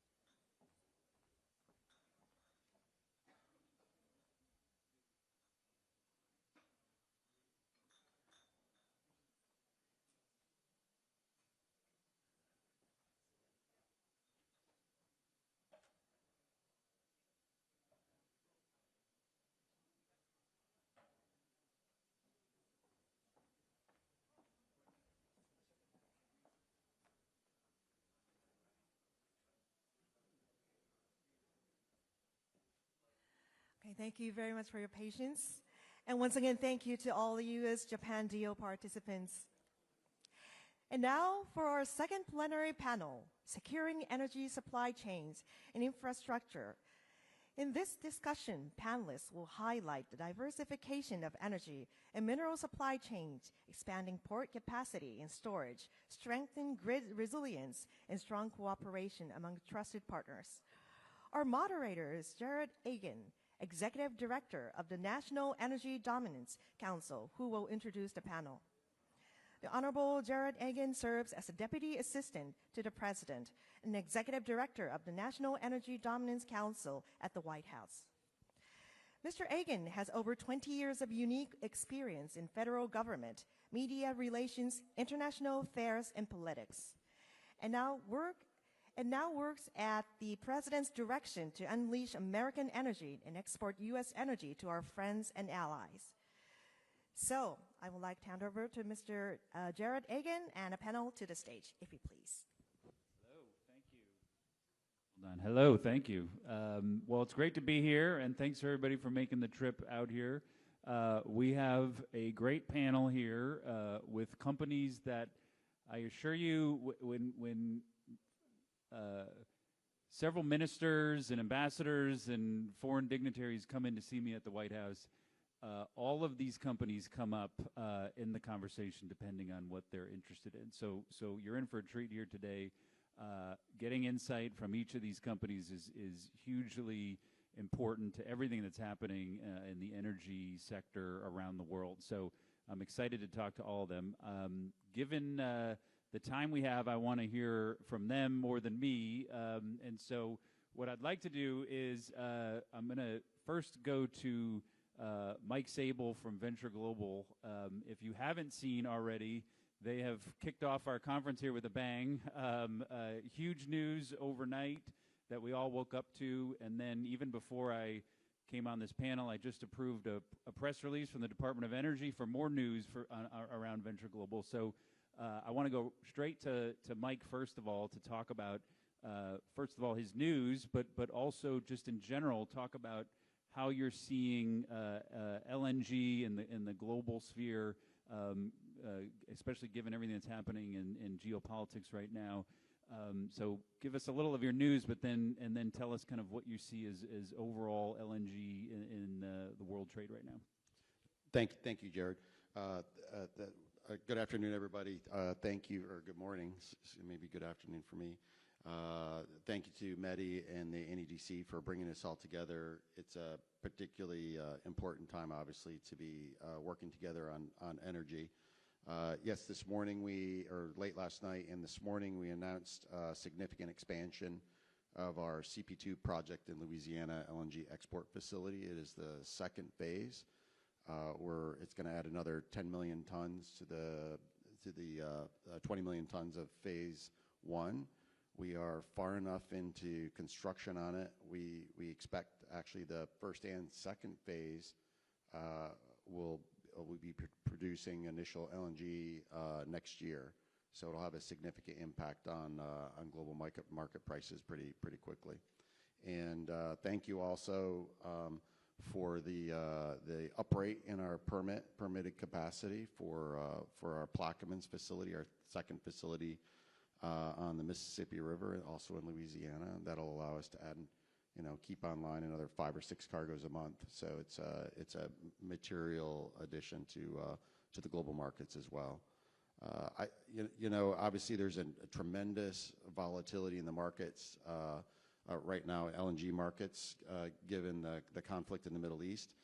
However, we view that as very short term, and we're tremendously optimistic about the middle and long-term strength of the market, liquidity in the market, supply coming online. And we expect long-term, very stable liquefaction prices. The industry continues to innovate. For example, when we entered the market to compete to sell our LNG product back in the fourth quarter of 2014, so almost 12 years ago now, the liquefaction fees for 20-year contracts coming out of the U.S. were $3.50 going to $4. Today, they all have a $2 handle on it. So even with tremendous inflation that's occurred over the last 12 years, those liquefaction fees are almost in half, which is amazing. And in addition, the actual commodity supply of the gas itself continues to benefit from significant capital investment. And the cost of Henry Hub index gas in the United States, NYMEX index gas, is lower than when the U.S. began to export LNG. So it's tremendous innovation, capital, energy, human energy going into it. There's going to be a long-term stable supply of LNG from the United States. Great, thank you, Mike. Let me introduce Dina Volivar, Nuclear Security Environmental at Bechtel. Dina, thanks for being here. Again, same thing I've said before. Bechtel comes up so many times in the meetings I have in Europe, throughout Asia, obviously in the U.S. as well. What I'd love to hear from you is, we've tried to do a lot in the U.S. of streamlining and permitting, but we're trying to knock down as many bottlenecks as possible. As you look at Bechtel's kind of global operation, what are you seeing as any kind of bottlenecks to delivering projects on time across the globe? Yeah, thanks, Jared. And thanks to the NEDC and METI and all the sponsors. On behalf of Bechtel, really happy to be here. Just maybe a little background for those that might not know who Bechtel is. So we're we're an engineering, procurement, and construction company, 128 years of building mega projects across a lot of what we'll be discussing over the next 2 days: transportation, civil, water projects, nuclear, oil and gas, and renewables, and opening and supplying critical minerals, as well as building factories for semiconductors, as well as AI data centers. So, turning to the bottlenecks, I think that the three biggest delays on projects that you see, mega projects, regardless of what they may be, across the world at this point, is permitting unpredictability, logistics strain, and then late delivery system involvement. And what I mean by delivery system, that's the technology providers, the designers and the constructors, supply chain and operators, making sure they're involved very early in the planning and project initiation phase. And so if we first turn to what does success look like, because then you can figure out how do you knock down those bottlenecks. It's certainty. So success for these big projects means certainty first. It's a clear permitting pathway that everyone can rely upon. It's bankable cost estimates that are reliable and consistent throughout the course of the execution. It's predictable, visible project pipelines, and I can't stress that one enough, because then what's required is supply chains that keep up. And that means that the supply chains have to be diverse, but they also have to be anchored in areas that matter to execution. That visibility of the pipeline of project is what's going to allow suppliers to actually invest and scale well ahead of need and making sure that they don't become a bottleneck to execution. I think replication, especially as we're talking about nuclear, getting into replication as an advantage, standardizing designs, modular construction, transferring regulatory frameworks across regions is really critical to making sure that each project in succession goes faster, is more affordable and efficient. And then it's being able to build to scale. So multi-year project pipelines of different technologies require workforce and supply chain to make sure they're going to be successful, giving that early ability for workforce, supply chain, and capital markets to plan ahead, make sure that they knock down any bottlenecks when it comes to actual execution of the project.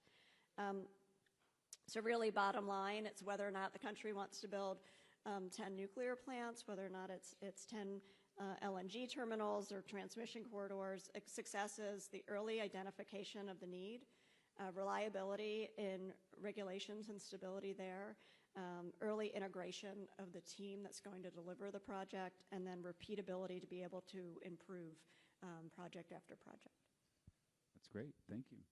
Dinkar Bhatia, Chief Commercial Officer for X Energy. Thanks for being here.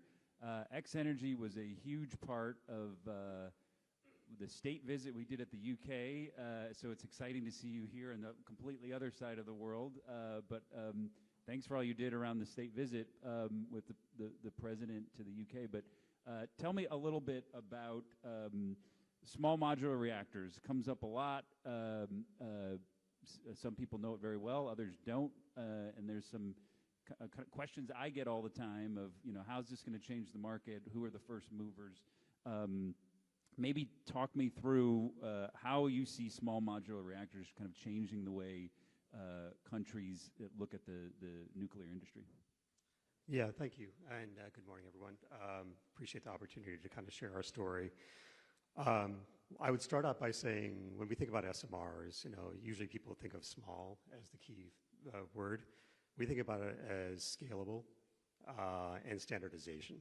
And so you talked a little bit about what that means in terms of making sure projects can come to market. Large piece of this is making sure that when we think about cost to build, thinking about technology that's safe, thinking about all the fuel form and other things that go into it, what actually can be repeatable. So our first three projects that people are aware of, I'll talk about real briefly. Our first project is actually with Dow Chemical. It's a co-located cogen facility in Cedar, Texas. When we get our license this year from the NRC on an expedited basis, it's going to show how nuclear can apply to a market that just hasn't been applied to before, which is industrial application. That's applicable globally. Wherever there's any sort of industrial processes that need high temperature steam, it will change the way we think about sort of where steam comes from. Our second project is about scale. Amazon is our not only investor in our company, but they are investor in that project. And what they realized after 18 months of looking at various different technologies is what is scalable and what can actually meet hyperscaler demand, not only domestically in the US, but globally. And so that project is going to be a 960 megawatt project. We'll start at 320 megawatts and scale 2 more times. And it will address what is a key issue from an energy security and demand perspective. And so we're showing scale in that level. And then, as you mentioned, the UK and Centrica, it shows from a utility perspective, utilities can find a way that they can work and get confidence that over the 6 gigawatt mandate that Centrica signed with us, that they can actually repeat and show that it is something that is affordable long term. As it pertains to here, where we think about it is, one, partnership on supply chain. We've already announced publicly some very important partnerships, not only with manufacturing of reactor pressure vessels and steam generators, both in Korea and also in Japan now, and also when it comes to graphite and also steam generator tubes. Ultimately, all these components are long lead time items. As we were talking about construction, costs, and execution, we need to get ahead of it. And this is where, from a Asia perspective, clearly there's a lot of history around nuclear manufacturing support, and we're partnering with some of the key players out here to try to bring that to scale. And that's going to help with execution, not only in our projects, but as we think about expansion into Asia, in terms of projects that we're talking about in Southeast Asia and some other spots, how do SMRs are no longer a small module, it's a scalable solution globally. That's great. Thanks. All right, Scott Nolan, one of the big game changers, at least from my perspective in nuclear, was when the president signed 4 executive orders last year, and General Matter was in the Oval when he did it. And so, Scott, would love your perspective just on what has happened to the industry since then, but also, you know, before President Trump, there was a lot of offshoring of processing key materials. What is it going to take us to kind of rebuild the capabilities within a trusted supply chain when it comes to the nuclear industry? Yeah, yeah, thank you. For those not familiar, General Matter is an American uranium enrichment company making both low-enriched uranium for existing reactors and HALEU, the 20% enriched fuel for advanced reactors. To your question on the Oval Office executive order signings, those 4 were some of the most positive pro-nuclear, policy changes in decades, I think. There was one in the NRC to really focus on not just the risks, but the benefits of nuclear. One to create a DOE pathway, one to create a DOD pathway, and then just general strengthening of the supply chain. On the supply chain side, sorry, the way I've always thought about it is, we're in a commodity market. We're making a fuel. We're doing a commodity service. It's called enrichment. It's sold in units of enrichment. And so if you want to not have that go offshore, you simply need it to be competitive. And for commodities, it's all about cost competition. And so, there's really 2 dimensions. It's what's your technology and what's your policy. On the tech side, I think this is really the domain of the private industry. Maybe decades ago, it was something governments focused on. They did the tech development. They did national labs. But these days, we've seen a lot of companies proving that you can do great tech development in the private industry. You've got SpaceX doing this in space launch, bringing the cost down dramatically. You've got Palantir doing this in what was formerly government software. And so now we're seeing this happen in energy. And so I think there's that private side of really trying to bring down the cost of the technology, whether that's CapEx or OpEx, and for us it's really both. Then the second piece is just policy, trade policy, domestic policy. And I think what you need to do there really depends on whether this offshoring or this commodity business is really CapEx driven or OpEx driven.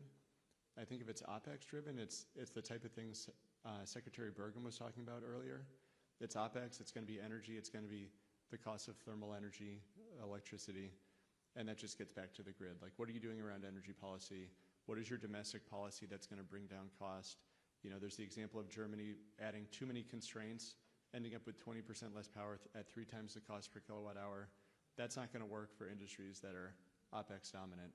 For ones that are CapEx dominant, I think it's a whole different set of levers, and it's around timing of capital, cost of capital, and even aggregating demand to justify a new CapEx investment. But yeah, maybe we get into those a little bit later. But that's how I think about it generally, really tech versus trade policy, and then within the policy, it's really, is it CapEx focused or OpEx focused?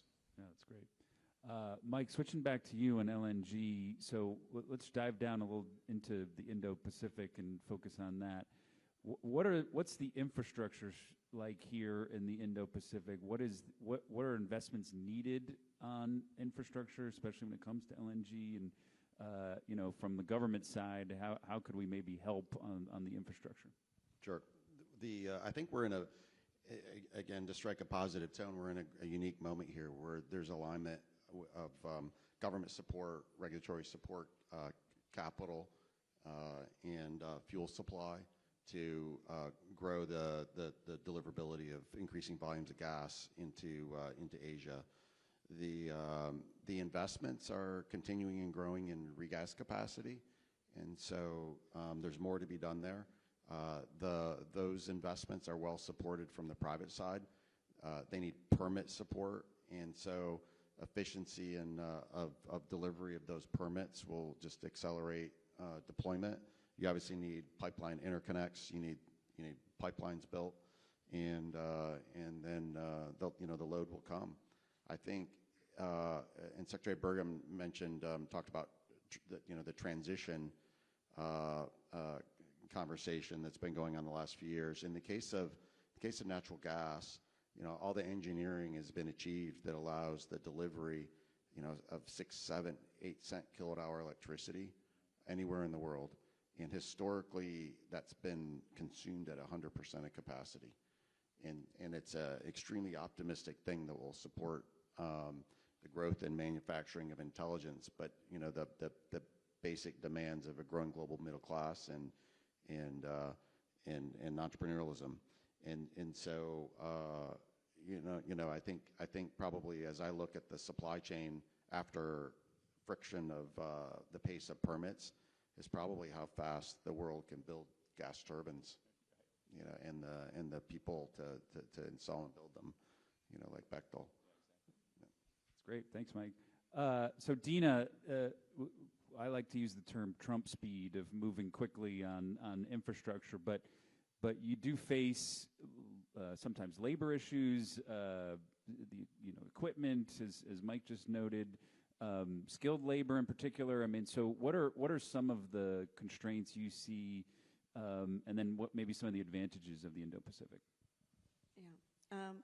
So when I think about, so all the things that you noted obviously are critical to reliable execution and being able to execute at speed and to the schedule and cost it's estimated. But I don't really see those as constraints. What I see as the constraint is the need for early decisions and early investments that signal to the workforce, the people that create and generate the workforce to build these facilities, and then also to the supply chain of what's coming and when, so then they can make decisions on investment into greater capacity. So it's really the lack of making decisions early enough and being able to note to those that must actually execute what's coming when and how sustained is that load. Because that will pace the ability to execute at speed, but we have seen it stand up. I mean, we've got a number of LNG projects going on in the U.S. Gulf Coast at this point in time. 20,000 craft professionals deployed, all the materials and equipment getting there well in advance of need to construction, all because we knew well enough in advance to be able to engage, especially when you talk about nuclear, there's a lot of the long lead equipment that needs to come. And the pace of the project execution is really on the availability and the delivery of that equipment.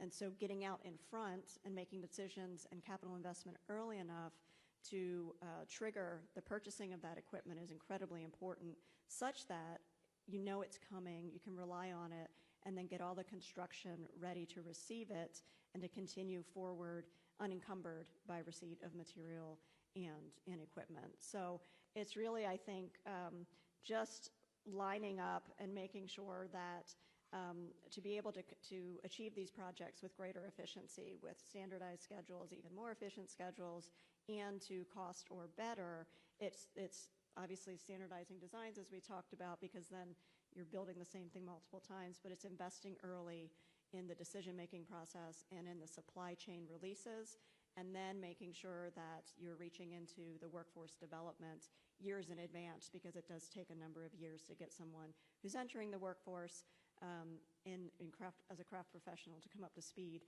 We are investing in a number of training programs, especially when it comes to nuclear specialties, years in advance of needs. So my hope is those will not be the pacing, but making those decisions and telegraphing the need early enough will enable the market to respond. Yeah, that's great. Dinkar, the supply chain for nuclear fuel can be a complicated one.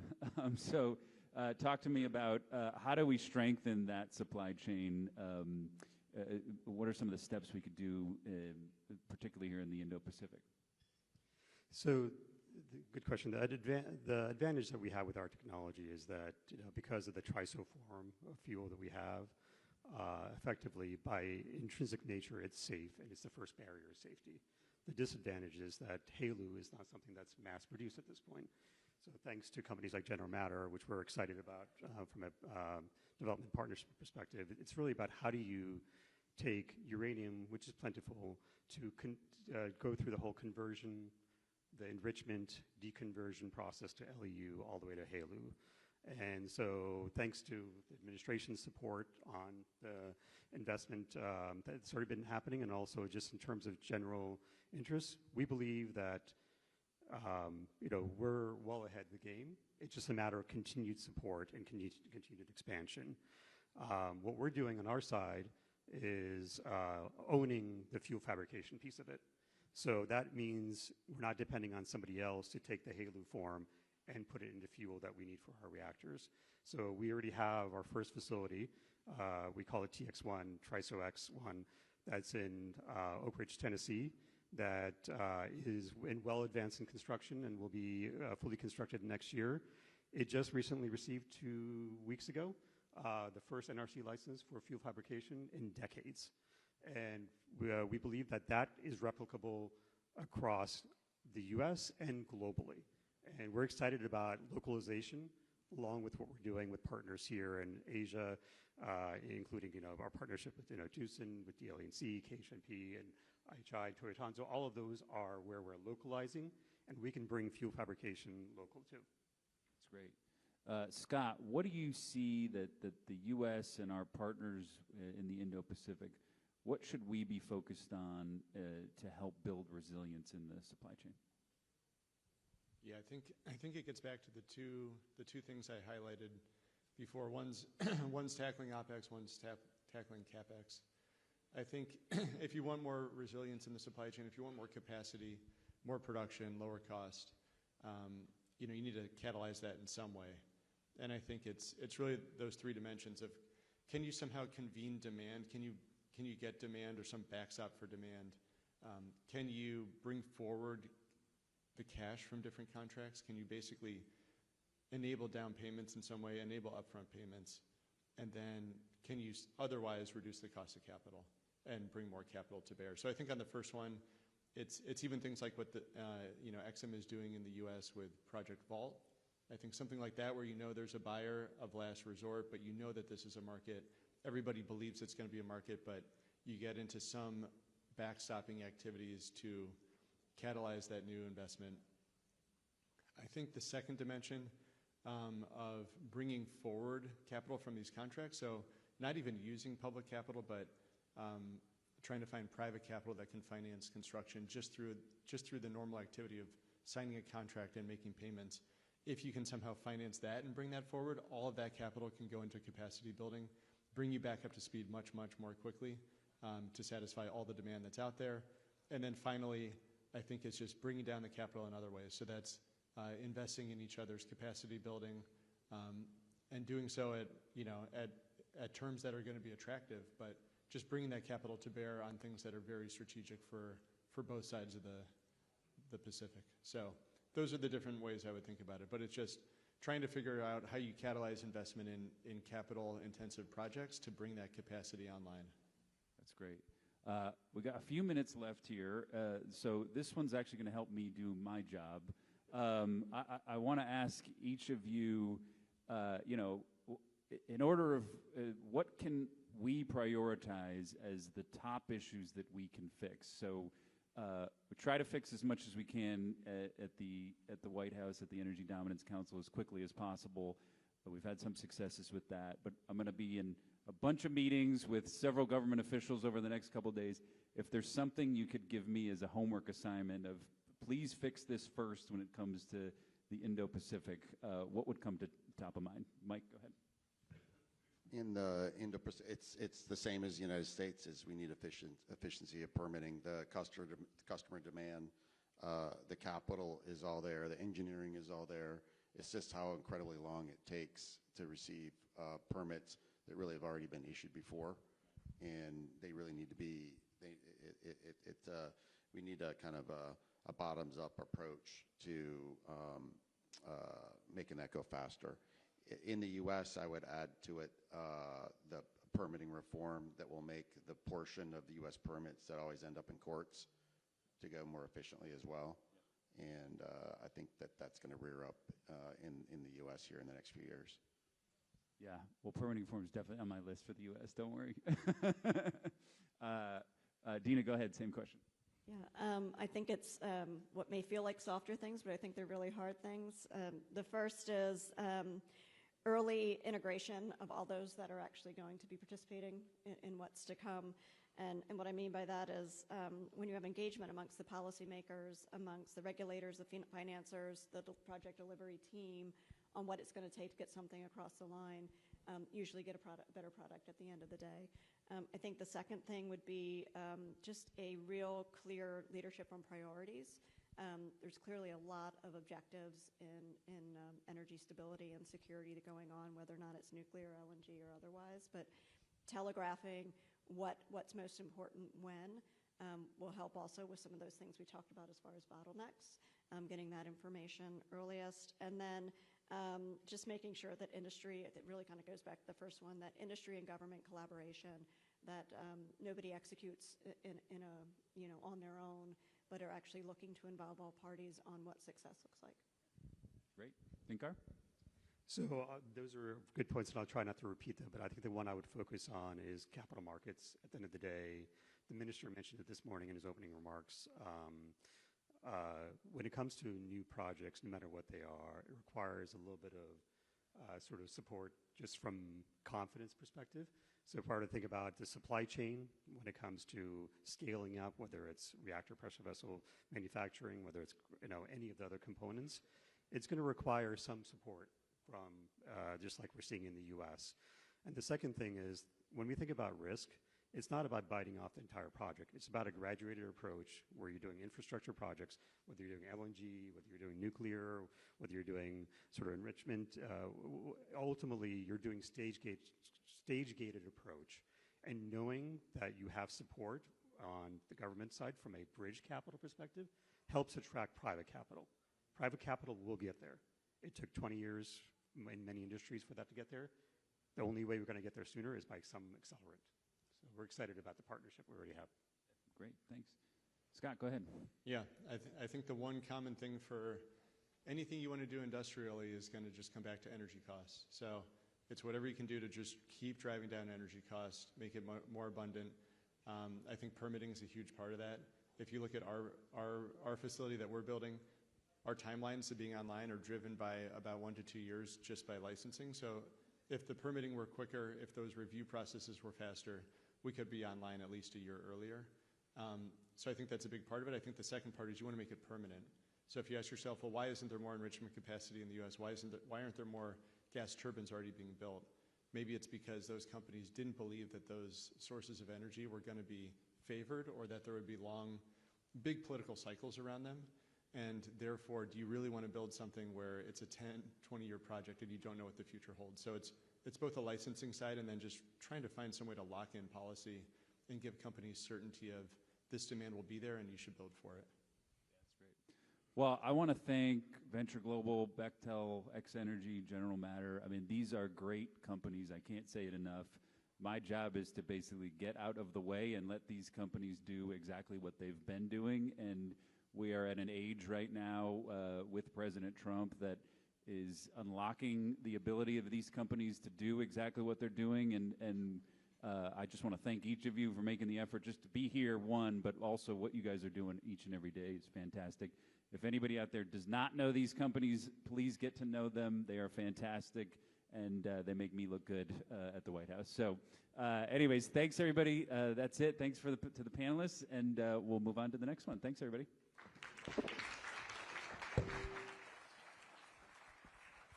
Hey, thank you very much to our panelists and our moderator. Please return to your seat. And there will be another deal announcement shortly, so please wait until our stage is ready.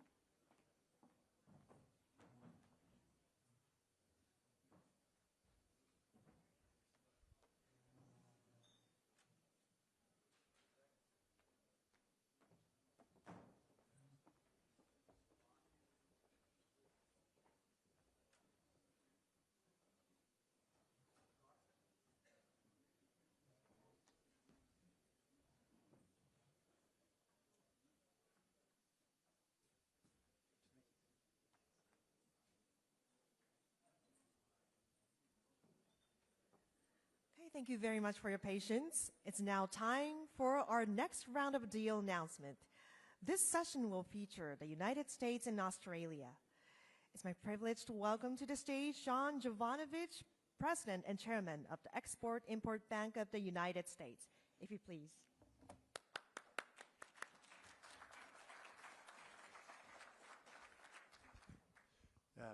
Thank you, everyone, and what a great pleasure it is to be here in Tokyo representing the Export-Import Bank of the United States, a 92-year-old institution that we've inherited, which has been a tremendous tool, an economic tool, not just for American economic security, but also as a way to better facilitate strategic economic relationships with our valued partners and friends. And we could think of no better partners than our Japanese co-hosts, of course, and many others. But today we're here to announce two very strategic deals between the United States and Australia across two very important sectors, natural gas and critical minerals. And I must say that partnering and working with our Australian friends, including Madeline King, who will be on stage in a moment, their Minister of Energy, but my counterpart at the Export Finance Agency, Export Finance Australia, and our single point of entry program, John Hopkins, who's here with us today, is an absolute pleasure. And so at the end of last year, President Trump signed the supply chain security framework with Prime Minister Albanese. In it, we highlighted areas for cooperation both in the defense sector, but in supply chain security in the civilian space. In that portion, EXIM brought to the table $2.2 billion worth of our debt financing to unlock $5 billion worth of projects that were of strategic benefit and strategic importance to Australia and the United States. That is just the beginning, and we are working very hard to ensure that we have many more that we're bringing to the table. And it's actually a great template for us to hope to emulate with our other partners and friends joining us here from many countries. It's a coordinated partnership, one focused on financing, developing, and strengthening our bilateral economic ties. So with that, I'm very honored to welcome Minister King in a moment, but we'll be announcing two very great transactions here today. Thank you.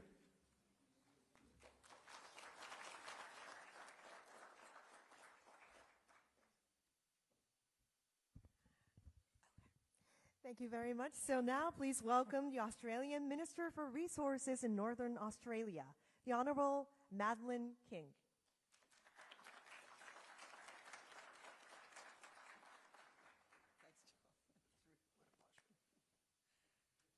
Thank you very much to the Master of Ceremonies, and thanks to John for those very kind words. Australia and the United States have been working very closely together on a number of fronts, particularly after Prime Minister Anthony Albanese signed the US Australia Critical Minerals Framework Agreement with President Trump in October last year at the White House. And ever since, John and I have been working very closely together on particularly critical minerals deals, but I know we're going to speak about a gas project as well this morning. Really importantly, the work Australia is doing in the United States just demonstrates how we can work together, how we must work together to enjoy the energy abundance, as Secretary Burgum spoke to us about earlier, but also the secure supply chains in critical minerals and rare earths for all our friends and partners. I just want to acknowledge the Government of Japan for their support for this, hosting this really tremendous event here in Tokyo, one of the great world cities. And I'm excited to be here supporting RZ Resources, a great Australian company that has received very important support today from the United States through the Exim Bank. I've been to their separation facility twice now in Brisbane, and I just want to acknowledge David Fraser, the founder and executive chairman of RZ Resources, and also the work that's happening in the Beetaloo Basin. It's a very large prospective gas resource in the Northern Territory of Australia, and I want to acknowledge Todd Abbott, the CEO, and also my friend Nicole Mannison, a former Minister of the Northern Territory Government, who has worked really hard to develop a very important part of Australia. And thanks once again to my friend John for all the work you're doing, for all those involved in these projects, which take an awful lot of work, a lot of commitment, and really importantly, they'll secure both energy supply chains through LNG, but also the really important critical minerals and rare earth supply chains we all need for everyday life. So thank you all very much.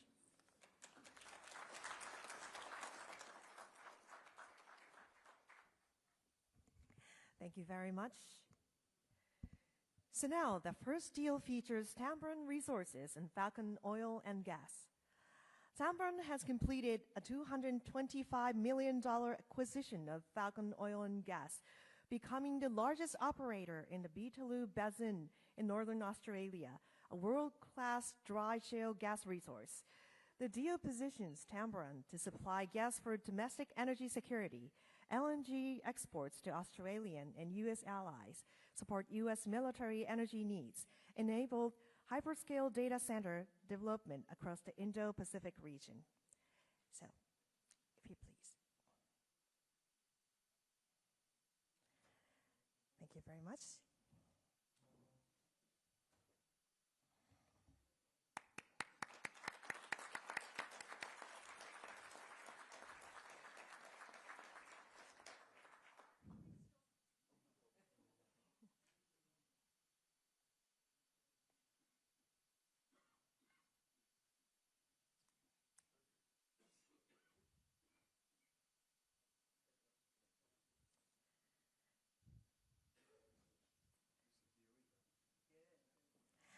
Thank you very much. Thank you very much. Please proceed.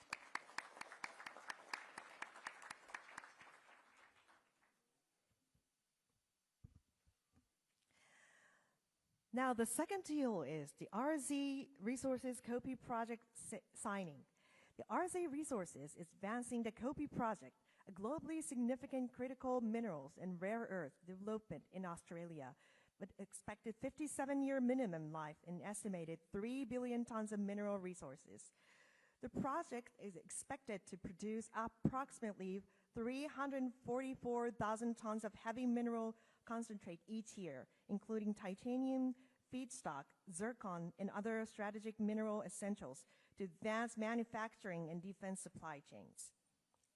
So please start.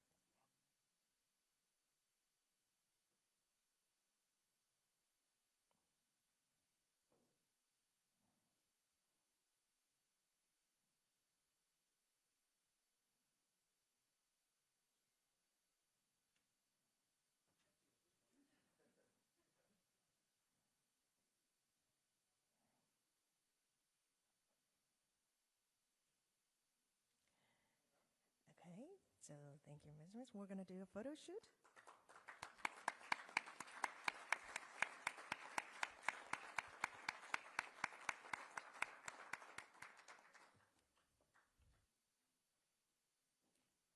Are we okay with the photo?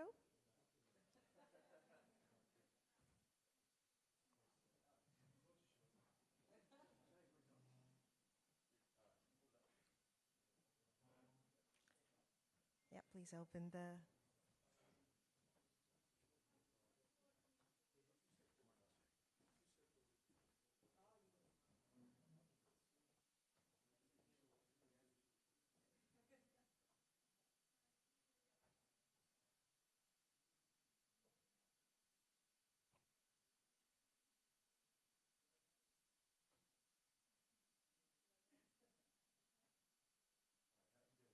Thank you very much.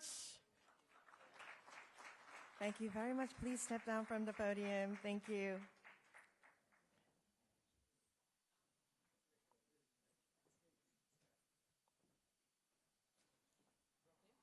Yep. Thank you very much.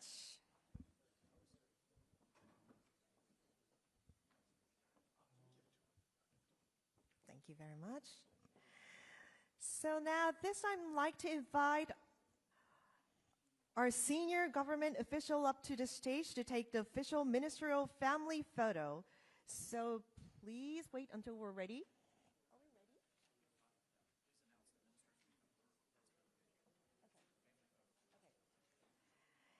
Okay, so may I please call on Minister Akazawa, Secretary Bergen, on our stage, our senior U.S. government officials, as well as our visiting head of state and minister to the stage for photo. So everyone else, please enjoy a quick networking break. We will begin again in 50 minutes. Thank you very much for your cooperation.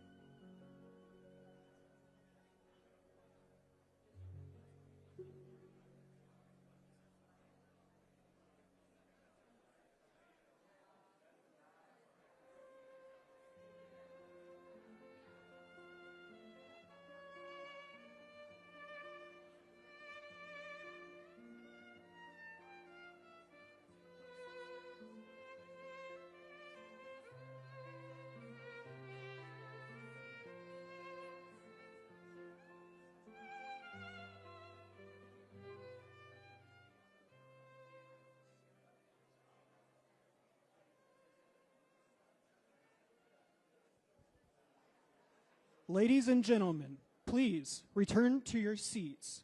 Our program is about to begin.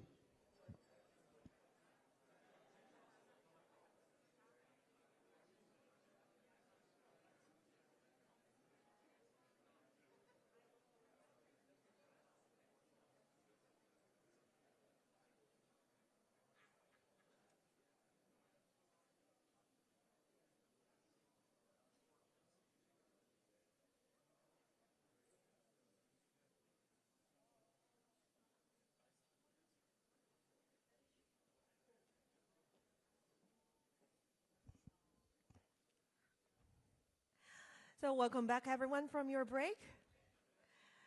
We will now move on to our another plenary panel and then working lunch that will be served at your table. Let's get started with our next plenary panel, Enabling Energy Trade and Investment. This panel will spotlight recent successes in expanding cross-border energy trade, long-term supply agreements, and the use of export credit and development finance to advance large-scale energy projects in the region. So now I'd like to hand over to our moderator, Jared Agan from NEDC, to introduce this panel.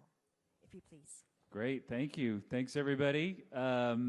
Appreciate everybody being here. We have an exciting panel. We did a great one with some great private sector companies. We've got a great private sector company here and two very, very important people representing the U.S. and Japan, and I'll get to that. The first one, right to my left here, Tadashi,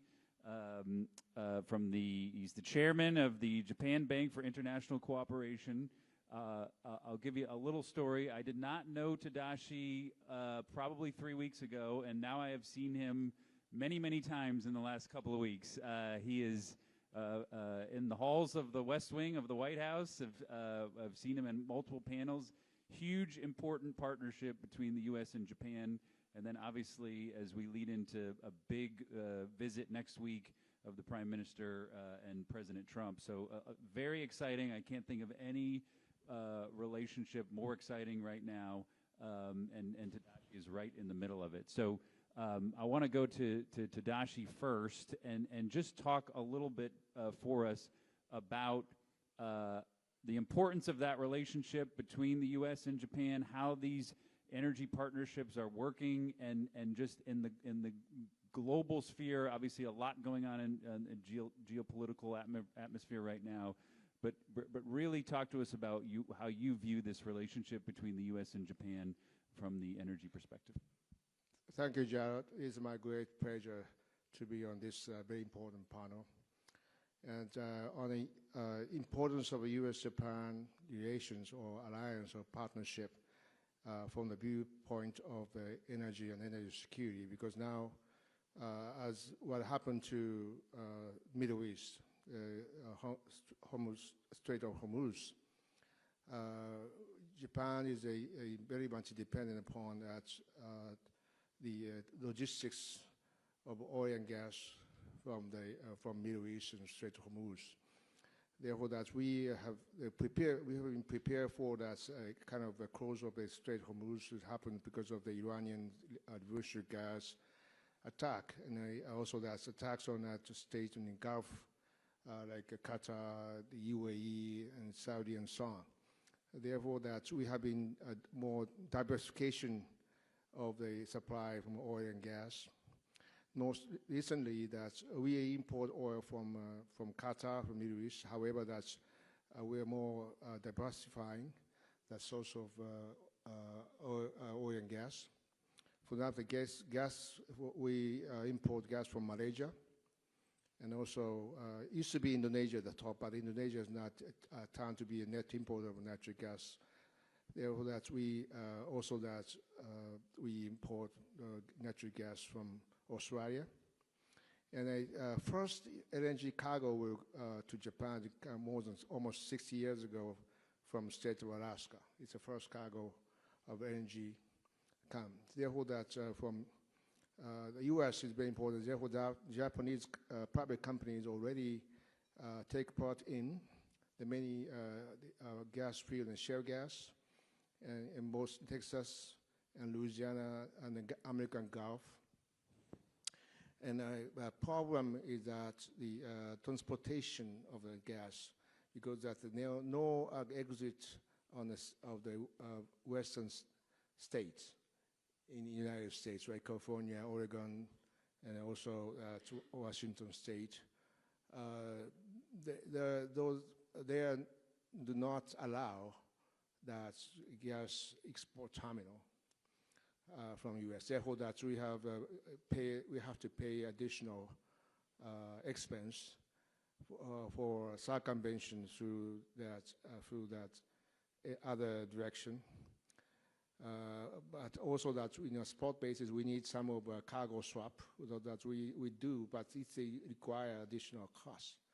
Therefore, that we need that more exit from the western states, or we worked on the exit from the Mexico previously, because that's on our American Gulf, that's the Mexico and Texas, for example, and Gulf share that same gas fields. And then for that, through that southern part, most southern parts of Mexico, some U.S. companies also work on this. So that this is a very important strategic relationship between U.S. and Japan. In particular, that if we get a more reasonable LNG export through that West Coast, this is very important. Therefore, that Alaska is very important from that point of view. So that we are now more than happy to develop the idea to materialize that Alaska LNG project at reasonable price, and also that the pricing formula, LNG price is based upon, even if it's a long-term contract, that's based upon that Japan crude cocktail, JCC, it's oil prices. Therefore, the oil price is going up, that price of LNG is going to be going up. Therefore, that we need a more independent price formula like Henry have. Therefore, that's a very important relations between U.S. and Japan. This is one, fossil fuel. The other one is the critical minerals. Because most recently, China announced to put a ban on the export of rare earths and critical minerals to the specific Japanese companies who are working on some dual-use technology for military perspective. This is a very, we experienced once before that in 2010, and then China weaponized this critical minerals as an economic statecraft. Therefore, that we need to protect our national interests through the partnership with the United States. Great, thanks, Tadashi. I want to introduce John Jovanovich, the president and chairman of the U.S. EXIM Bank. To give you a little flavor, companies come in and see me all the time at the White House, and I think one of the top 3 questions I get is, can you introduce me to John, and can you get me a meeting with the EXIM Bank?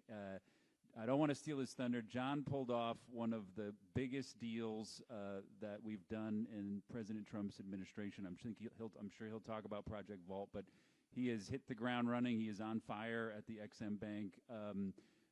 John, I want to open it up to you. And as you look at the Indo-Pacific, you know, one of the tools at the forefront of President Trump's administration is the EXIM Bank. How do you view the tools at your disposal to help on energy in U.S. Indo-Pacific development? So first off, Jared, so grateful for your partnership and your leadership at the White House and the entire National Energy Dominance Council. You're just great advocates and great allies across the board. For the audience, just a quick bit of background. The Export-Import Bank of the United States, as I mentioned a moment ago, has been around for 92 years, started by President Roosevelt to help bring about national economic security for the United States by way of supporting well-paying jobs at home, and became and sustained as a very important tool for economic diplomacy. And so thanks to President Trump's leadership and his very clear vision, we've been able to revitalize and reawaken all the great muscle memory that 92 years of our institution has around 4 key strategic priorities, Jared. And along the way, we haven't just inherited a great American powerhouse, we've also inherited very important relationships. And I can think of no relationship more important than our relationship with our Japanese partners and friends. As Chairman Maeda-san mentioned, we have a 60-plus year relationship with JBIC, many-year relationship with NEDC. I've inherited those relationships as well. I take it very seriously, and we hope to be stewards of that multi-generational relationship and leave it in better shape than we found it. So 4 key priorities. Number 1, we want to bring the bank back to basics and help companies doing business in America win all around the world. Now, you notice I didn't say just American companies, because thanks to President Trump's leadership, he's rolled out a big red carpet for those looking to invest in America, build in America, manufacture in America, sometimes for the first time. If you're exporting from the United States and you employ people in the United States, we want you to win. Number 2, energy dominance. Of course, a lot of Jared's leadership, Secretary Burgum, Lee Zeldin, Secretary Wright, many others. What does it mean? It means, how do we bring American molecules and American technologies to every corner of the globe in a way that further strengthens our bilateral relationships, built upon the most important pillar of economic security? How do you fuel your future? And in moments like this, as Maeda-san mentioned a moment ago, they become mission critical to helping effectuate energy security. Number 3, supply chain security. Jared mentioned Project Vault. We're happy to talk about that, but we have great programs such as the Supply Chain Resiliency Initiative, Make More in America, as well, to help really create and bring back markets, as we talked about yesterday during our meeting, Maeda-san, that are free, fair, functioning, and reliable again. And that's important not just for the United States, but it's important for all of our allies and friends here with us today. And lastly, how do we work together to ensure that we shape a promising future for the industries of the future? So whether it's artificial intelligence, where XM, we're very grateful to be a part of the President's Global AI Export Plan, led by my good friend and classmate Michael Kratsios at the White House. But it's also dual-use technologies, which we talked about yesterday, of growing importance. So all of these are examples where we want to be able to work together to extend a hand of economic cooperation and ensure that we could fortify these lasting partnerships for many years to come. Thanks, John. William Campbell from I Squared Capital. I am so excited to get him to come see me at the White House after this. We were talking last night. He is involved in some excellent and important infrastructure projects, so excited for his perspective here. You're kind of representing private sector capital here. Tell me a little bit about some of the things you're up to, but also how do you view infrastructure and what needs to be done on infrastructure improvements here in the Indo-Pacific to really unleash the flow of energy? Thanks very much, Jared.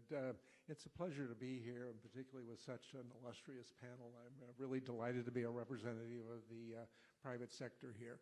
I Squared Capital is a global infrastructure investor, manager. We invest in energy, very broadly speaking. We invest in digital infrastructure, in transportation and logistics, and environmental infrastructure, really globally. We're present right now in about 70 countries. So we have a very broad global remit. We build really important, developmentally critical infrastructure in countries all around the world. We, in energy, invest completely through the value chain from gas production and pipelines in the United States. We were one of the early investors in Venture Global, and delighted to see the great successes they brought around. We also invest in downstream energy infrastructure in emerging markets and look at that really closely. We work very closely with development banks, DFIs, XM banks, to support our projects because we feel that they provide a very critical role. One example, which I think is relevant to the discussion we've got today, is a project we did in India with the support of the DFC called ThinkGas. ThinkGas is a really interesting company. It's a health initiative of the Indian government, to be honest, where we are rolling out compressed natural gas, city distributed gas, to individual homes to replace coal and cow dung as cooking fuels, and putting in compressed natural gas pumps and petrol stations in a concession area in India that covers literally about 100 million people. So it's an enormous big project designed to benefit the health. the DFC, the Development Finance Corporation in the U.S., was an early investor in that project and has been a big supporter of us. And happily, we've seen that project grow and flourish and do very well, except the fact is we've looked ahead and we realized that India is running out of gas to be able to support the long-term growth of that project. And so that triggered a lot of thinking on our part, and we've realized that there just isn't the infrastructure in much of South Asia and Southeast Asia, and India and Southeast Asia, to be able to import the kinds of volumes of LNG that we need and other refined fuels in other parts of Asia. And so we've set about developing an Asia energy infrastructure platform. This will be a broad platform. We've identified at the moment 10 projects that we think are executable, that we think bring real value to South and Southeast Asia, and we're looking to execute them with the support, hopefully, of the U.S. government for these projects, because we think that they bring about important benefits for the United States as well. Right now, we've heard all morning long that there's a great supply of LNG coming on. There's in India and Southeast Asia, there's enormous growing demand. Those countries are industrializing, the urban populations are expanding tremendously, so there's a huge demand. I think a lot of estimates show that that region of the world will be the fastest growing energy demand in the world. So it's a very significant kind of region. So you've got great demand, you've got great supply, but there's no infrastructure. And the role that we play is to build that core infrastructure. That's what we're known for, is building really core developmental infrastructure. So in India, for example, we have a project to build an LNG facility on the west coast of India that will allow the import of critical LNG to support not just our project, but other projects that are going on in India. So it's an important kind of thing. We've identified similar kind of projects elsewhere in Southeast Asia, and even in Australia. We're talking to the government there about some projects that we may do there as well. So there's a lot of critical kind of opportunities. That's great. Tadashi, I often talk about Trump speed. It's moving things at the speed of Trump, and I think you also move at Trump speed. And so tell me, how is JBEC accelerating projects to get a lot of this energy that we've heard a lot about energy addition. You play a critical role in accelerating projects. Tell me a bit about how you view that from JBEC. Okay, well, our expertise is both using capabilities of making the equity investment and debt financing all combined together, so that we play a certain role of like a sovereign wealth fund. So we have a strategic investor, and also we are doing some capabilities of making private equity and also that venture capitalists as well. So that we are now fostering a startup. And we already both in the early stage and middle or later stage startup. That early stage cases we provide funding through the fund structure, and the middle or later stage we directly invest. And then on the early stage, that we provide funding for a startup in Baltic states and Nordic. The fund name is Nordic Ninja.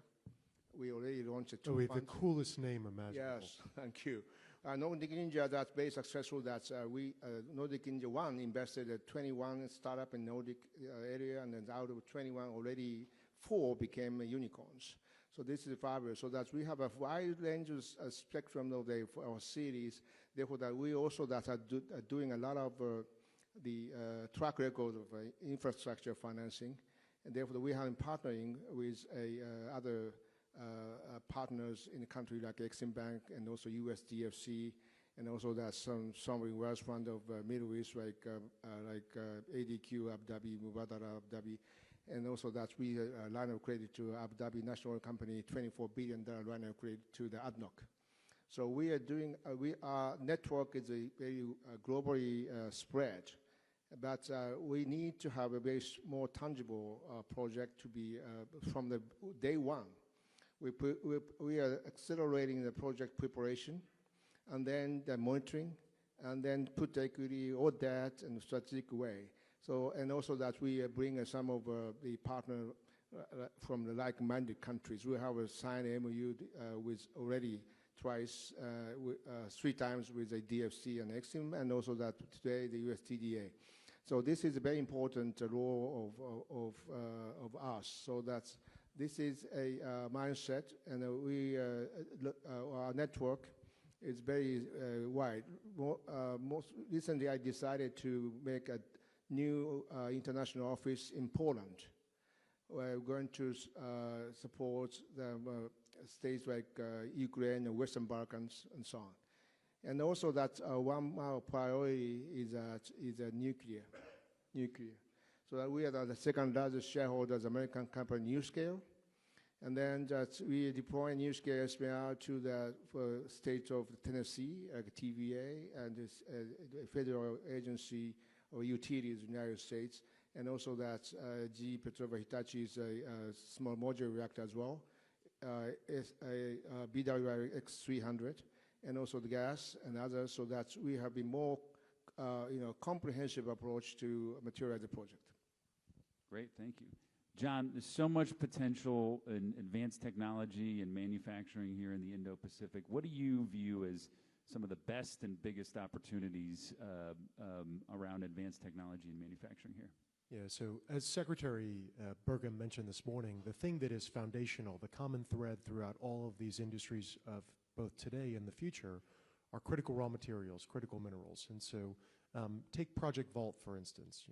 President Trump challenged us to do something very difficult and historic, which was create the first ever strategic reserve for critical minerals, critical raw materials in the United States, focused on civilian manufacturing, so non-defense purposes. And we sought to create something that had never been done before, but that put America's best foot forward, something that was both publicly and privately funded, so with $10 billion of EXIM financing, our largest loan by a factor of 2+ in our 92-year history, nearly $2 billion worth of private sector capital, something that Maeda-san can relate to. Many of these partnerships JBEC has pioneered. But there are 2 very important features that are very critical for the people in this room. Number one, it's demand-driven, Jared, as you well know.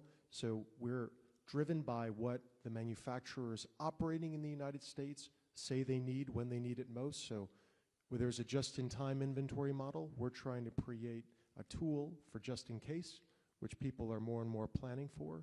And number 2, we've created a large market participant that is open to partnership with our strategic allies around the world, whether they be emerging mines, whether they be refining and processing capability in the United States and in friendly countries. We want to create a partnership mechanism. And so that, I think, is the challenge of our generation, is to address supply chain security and critical raw materials. And we aim to do it with our strategic partners, many of whom are in this room today. That's great. Thanks, John. William, the working with institutions like EXIM and JBIC, what do you think are some of the best ways or some of the advice you have for how the private sector can work with guys like John and Tadashi going forward to unlock some of the potential that's out there? I think that's a really important question. Our project that I was just talking to you about, it has a really important component to it that I think is particularly relevant today, and that is that it's going to draw on a lot of U.S. resources to build these projects, so it's great for the United States that way. We believe there's a real role for U.S. LNG being supplied to these projects. As we see today, there is a lot of disconnects because of the conflicts going on in the Middle East. Henry Hub-linked contracts, I know Maeda-san has a view on that, but I think they offer an alternative that's a lot less volatile and a source from the United States we've looked at very closely. In fact, our ThinkGas project is about 25% reliant on that U.S. gas. And so we see a real role there. But that ties into the role that EXIM banks and a development bank like DFC can provide. They've partnered with us on a lot of projects. The development banks provide capital. That's an obvious kind of role that they do. But more importantly, they really help manage risk in these projects. They can provide political risk insurance, or just their presence in the deal provides a real political halo. And that political halo is super important to make sure that the host country and the people there working with us are doing everything right. We've had a couple of instances where the role of a DFI has been critical in salvaging a project because some lower level government official was trying to do something that wasn't quite on the up and up. So that role is very important. But they also play other more subtle kind of roles that I think are very important, and we really encourage anybody who's investing in these markets to try to work with them. One of those roles is just honestly local knowledge that we can sometimes benefit from tremendously, because they've got boots on the ground. They've had experience in those countries. We're in 70 different countries. We don't have boots on the ground in every single one of them. And so we rely on the DFIs to help provide real expertise in terms of that country, and we work really closely with them. They've invested in our funds. We've invested alongside them in projects. We've had them as project lenders. But the point is, in every one of those cases, they provide that really extra measure of value. The other thing that they do, which really sounds a little weird, is they are very stringent. They're very challenging in terms of the processes and the procedures, the reporting that require us to do. It's a pain in the neck sometimes, but it's very important because it provides our investors and the stakeholders around our projects the confidence that our projects are being run on the up and up. It brings great confidence and helps bring in, frankly, mobilizing more private capital into our funds and into our projects. And so there's a tremendous benefit we find from working with these guys to help develop projects that are going to benefit the United States and are going to benefit the markets in which we're operating. That's great. Well, we're out of time, but I just want to say, you know, I often talk about President Trump is a man of action. I think everybody knows that. The three men on this stage are men of action. What they're doing right now is fundamentally going to change how we look at energy, critical minerals, infrastructure forever. And the stuff they're doing every day is really changing the world. So it's an honor to be up here with each of you. Thank you for everything you're doing. Keep it up, and just much appreciate the time and the insight you've given here today. Thank you. Thanks, everybody.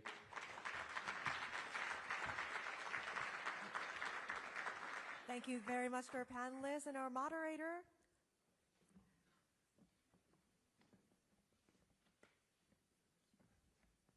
Thank you very much. Please return to your seat. Yeah.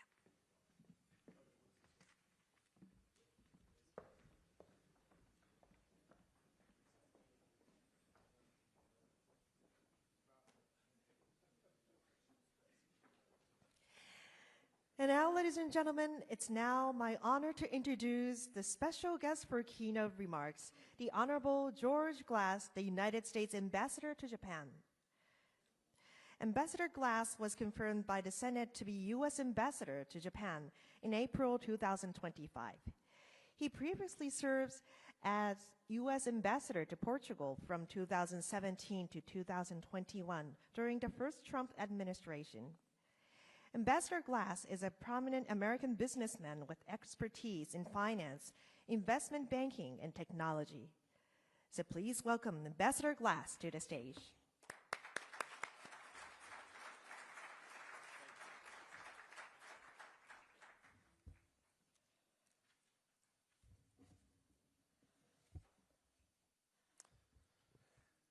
Good afternoon, everyone. Thank you very much for being here today. It is a great honor to be able to be here and speak to you. And welcome from Mission Japan, Tokyo, for all of our visitors from outside of Japan. It is wonderful to be able to get together with this size of group and to sit and watch the transactions that are going on are fascinating. It is enlightening, and it gives me a lot of confidence that the United States, Japan, and the entire Indo-Pacific region are working in the same direction to grow and have sustainable energy. So thank you for being here, and I want to thank the Japanese for joining the United States to host this crucially important weekend forum. And thank you to everybody here, because it's all of you who hold the key to securing the Indo-Pacific's energy future. It is no overstatement to say that this region at this time is a global epicenter of economic growth and technology innovation. Home to more of half of the planet's population and around 60% of global GDP, the Indo-Pacific stands at the forefront of digital transformation of all the world's economies. With the explosive rise in cloud computing and AI, and demand for data centers is surging, and by the end of the decade, we can expect to see data centers in the region double in number and triple in capacity, and attracting annual investment that could exceed $3 trillion. The challenge we all face now is how to power this momentous event. And our President Trump, on the very first day in office last year, he certainly made energy a priority. He promised to unleash American energy production and to maximize the huge potential of America's abundant natural resources. And that is exactly what we are seeing today, and it is exactly what you all are doing today. The United States has reestablished itself as a world-leading energy producer and exporter. And the proof is there in the numbers. The U.S. exported more than 100 million tons of LNG last year. That is the first country to reach that incredible milestone. And demand for American LNG continues to climb, particularly here in the Indo-Pacific. Reviving America's manufacturing, powering the AI revolution, and strengthening our economic security require reliable and stable energy. And the United States is delivering just that. But this isn't only about meeting America's domestic energy needs by any stretch. It's also about supplying plentiful and affordable energy to our Indo-Pacific allies and partners. Because America's success in the Indo-Pacific is the Indo-Pacific success. And as regional economies in this new digital era grow, demand for dependable baseload power will accelerate too. Japan is one of America's biggest energy partners. And with Japanese companies now investing billions of dollars in U.S. energy infrastructure and production projects, it's not limiting our partnership to traditional sources of energy. We are ramping up our cooperation in next-gen energy technologies like SMRs as well. And Japan understands what is at stake. Prosperity and progress are reliant on and resilient, and they require a secure energy supply, secure energy systems, and infrastructure. And it is trusted partnerships like this that underpin it. By bringing together all of us policymakers, investors, and companies, we can turn strategy into action together. I want to close by one thing, and it's what the President told me when I left the Oval Office to come out here nearly a year ago. And he said, you are going to the most important ally that we have in the world, in the most important region that we're focused on at the very most important time. And that is absolutely fulfilling those words and President Trump's vision. We are here to get business done. And so I greatly appreciate the ability to see these deals being signed, and it is enheartening to know that we're all moving in the same direction together. So once again, I want to say thank you very much for being here today. It has been an honor to talk to you. Thank you.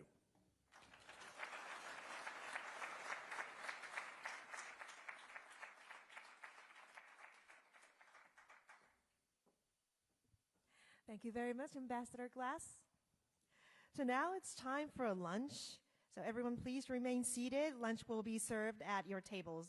And dessert buffet will be available in the foyer. In 20 minutes, we will continue the program here in Ballroom, so please enjoy your meal and stay with us. Thank you.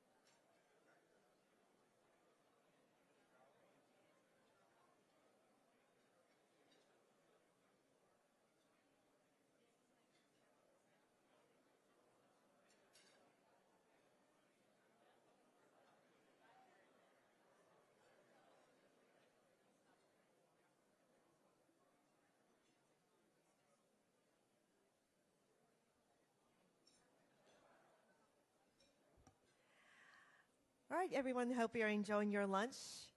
Now let's get the afternoon started. It's now my honor to introduce the moderator for our next panel titled Aligning Policy and Power, U.S. Leadership on Energy Security.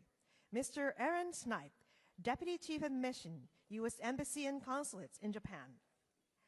Mr. Aaron Snipe is a Deputy Chief of Mission for the United States Embassy in Tokyo, Japan. Mr. Snipe is a career member of the Senior Foreign Service. He has served in Europe, the Middle East, and the Indo-Pacific. So now I'd like to hand over to Mr. Snipe, if you please.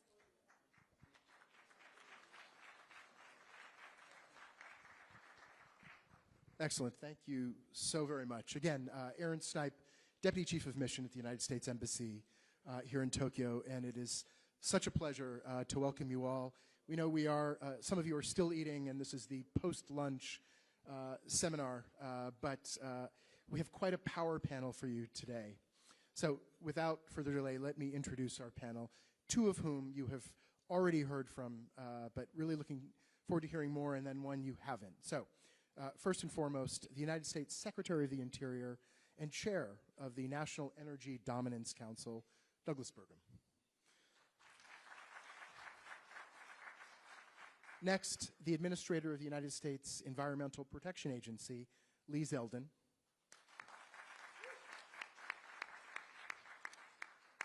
And again, Jared Agan, Executive Director of the National Energy Dominance Council.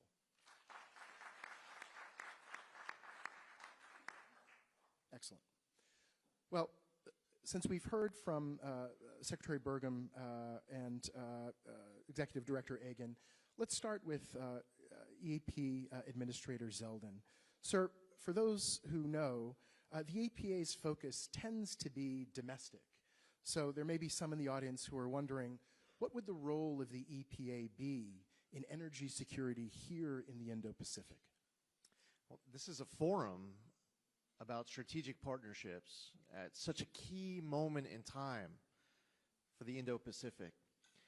And as you look to the United States under the leadership of President Trump, and you view an agency like EPA to try to assess what the next few years are going to look like, you can confidently see an agency that in the past had taken action to suffocate entire sectors of our economy, including our energy economy, trying to strangulate out of existence sources of baseload power, reliable, durable, affordable baseload power. President Trump gets elected, he comes in, and he has all agencies applying common sense, being pragmatic. An agency like EPA striking that balance to both protect the environment and grow the economy, to pursue permitting reform, to make it easier at less cost with more certainty to be able to invest in the United States, to be able to get your project from the beginning over the finish line. We will, at the EPA, finalize more deregulation in 1 year than entire federal governments in the past in the United States have done across entire presidencies, across all agencies. It's deregulation.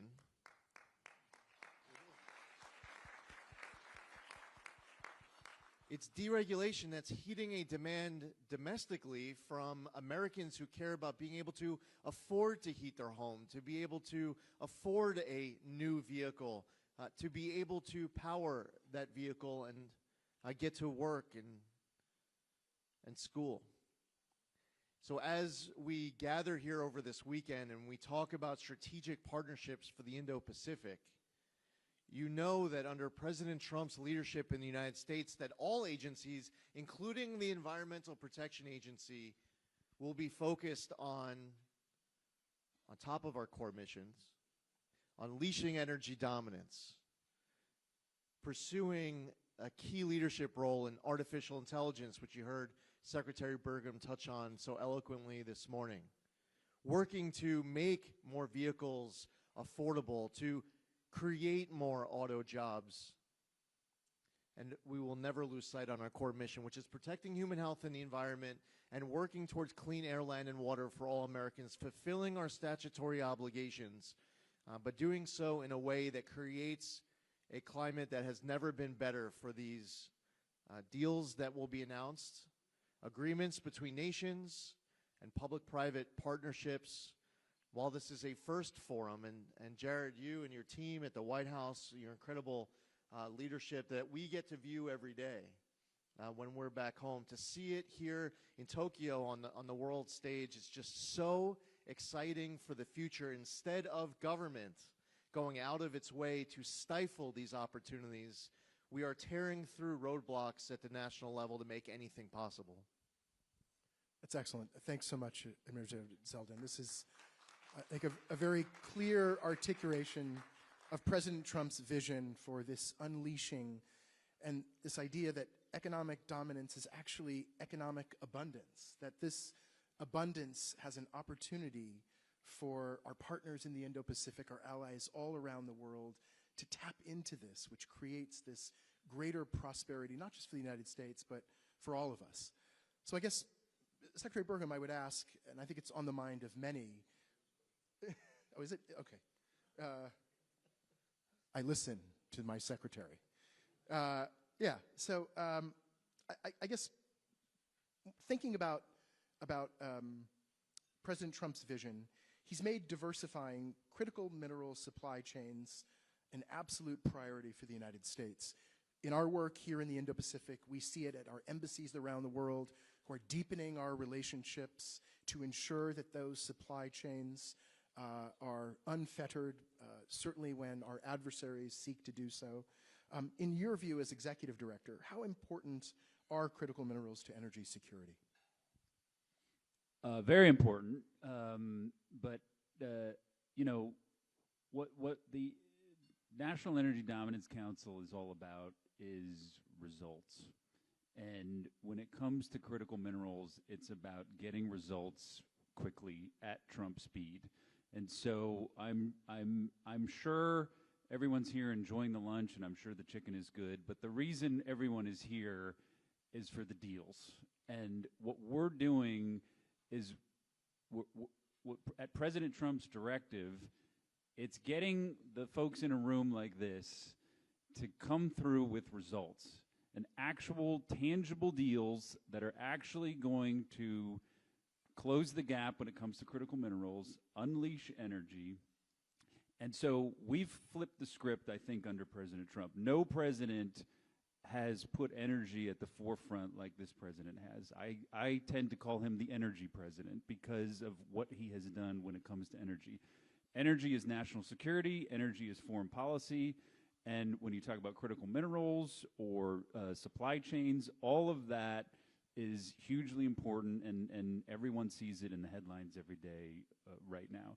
And so if you look at what President Trump has done, on critical minerals alone, just a couple weeks ago in the Oval, we talked about it with John Jovanovich here on the last panel, the biggest deal in XM Bank history by double of Project Vault, just on critical minerals alone.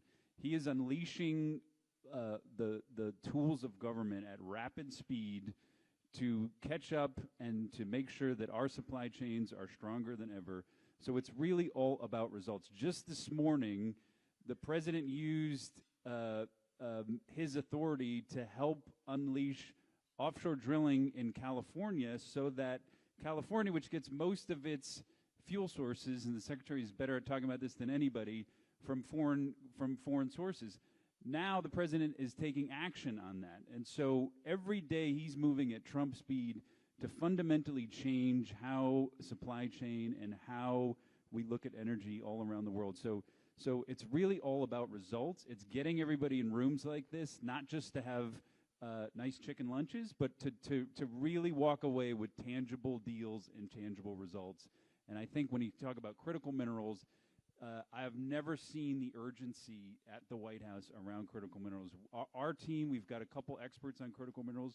They're pulled into every meeting that needs to be at the table to talk about how important this is, to talk about how we move things as fast as possible. And so there has been an urgency on critical minerals from day one in the White House, and I think you're seeing the real results of that.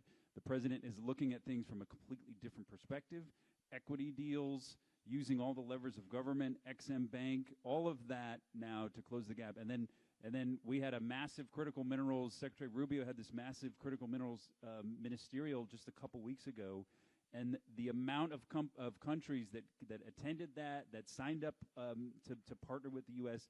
that very day and are continuing to do it now is never been seen before. So the president is delivering real results on the board every day when it comes to critical minerals.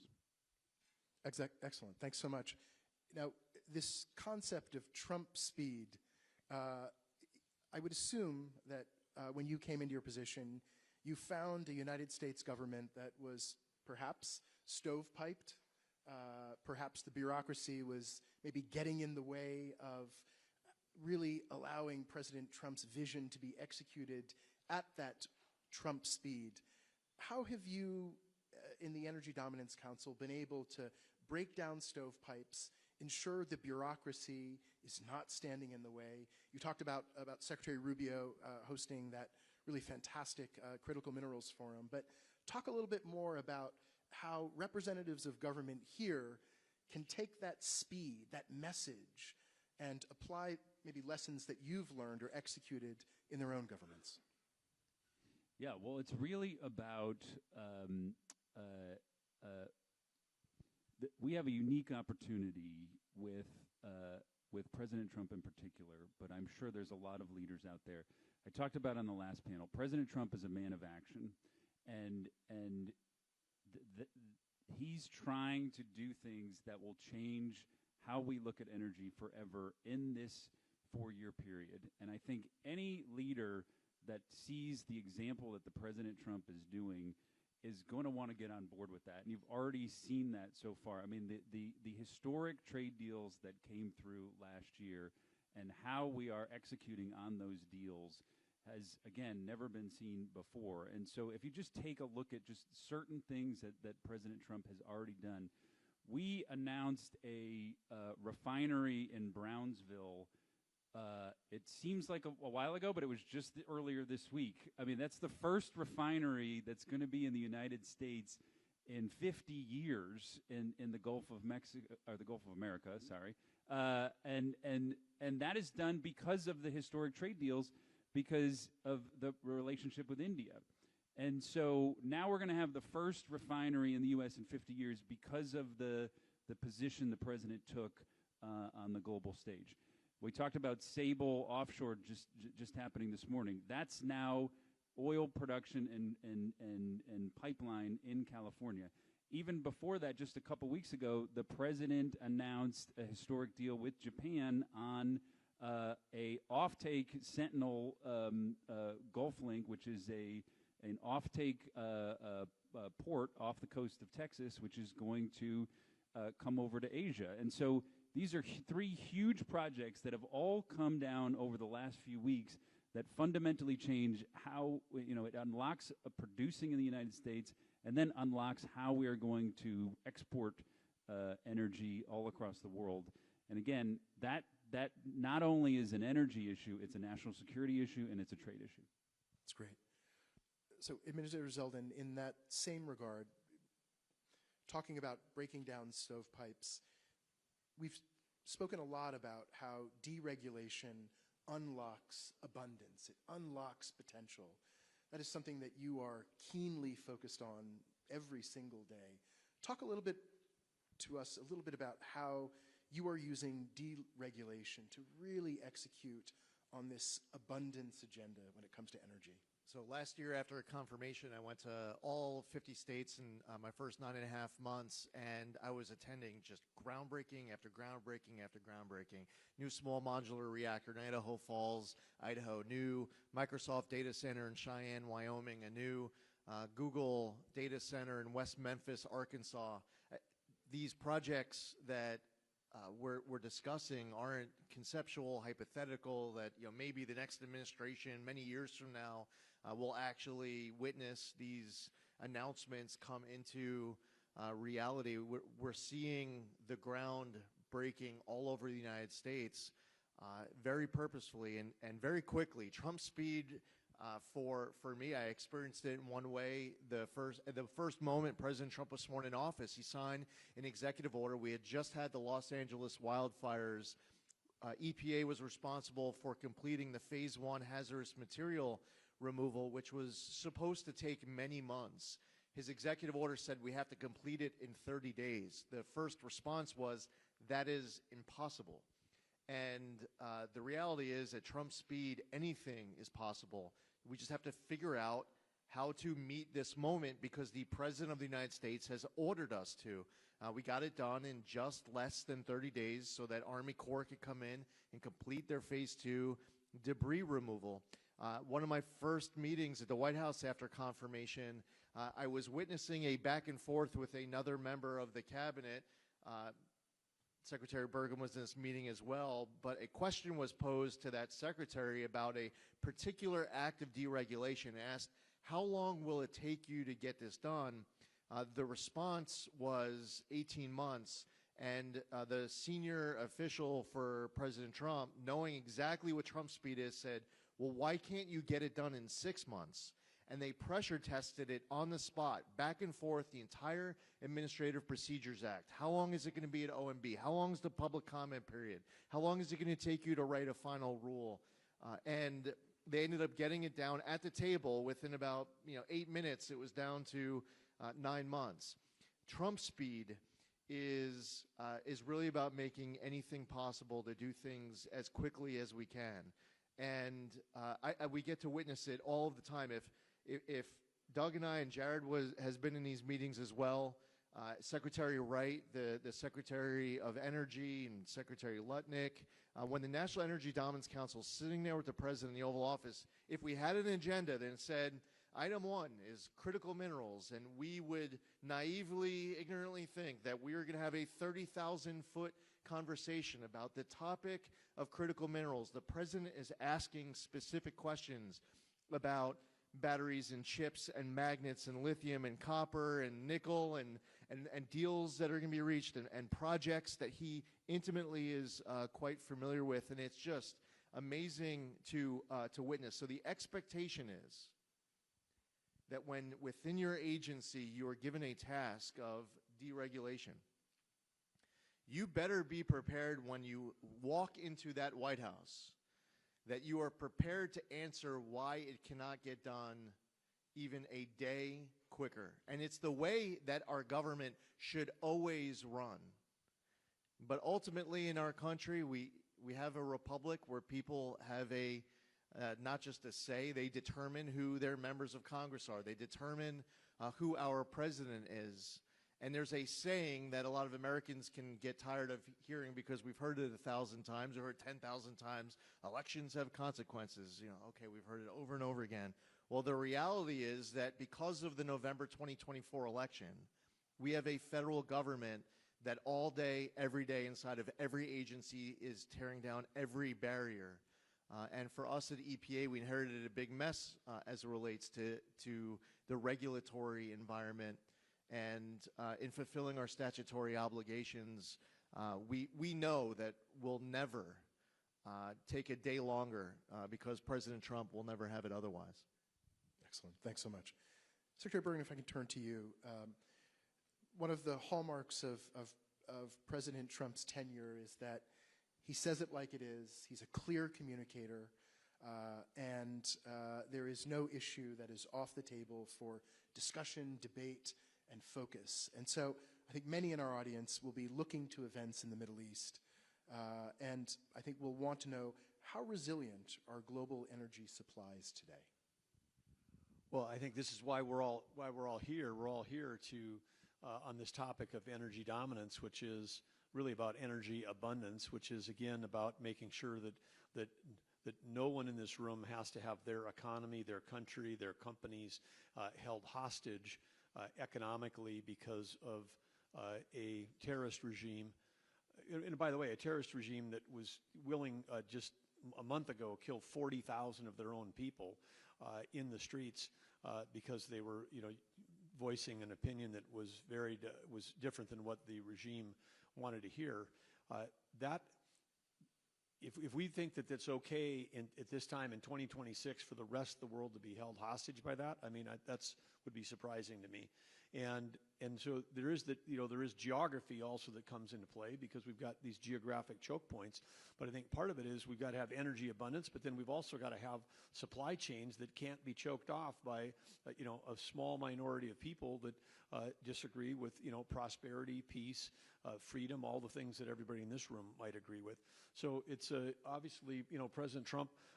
He's not only the energy president, but he's the peace president. He has resolved a bunch of conflicts already this year. He is, very simply, when you're around him, he hates the killing. And of course, he doesn't want to see any casualties in a war in Iran, but he's been trying for 15 months to end a war in Ukraine and Russia, where in some months we have 25,000 people dying in a month. And I guess we all stopped talking about that right now. But it's like, there's 1,000 people a day might be dying in that conflict. So President Trump, he wants peace. He wants peace in the world, and he wants to see that everybody has the same opportunity that we've had. So everything that Lee said is true in terms of the speed and how we're working, and I think it's the same. He's shown this too. He wants to resolve conflicts quickly. But he's also, probably tired of being asked, when is it going to be over? Because you don't tell your opponent, what your plans are. You don't tell your opponents what your next move is going to be, and you don't tell your opponents how long it might take. And so, again, he's being very strategic about how he's communicating about it as well.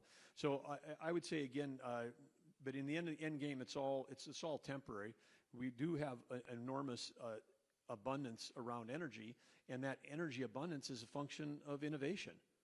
I mean, America was a country 20 years ago whose all of our energy policies, when Obama took over in 2008, all the energy policies were built around we've reached peak oil and we're in decline.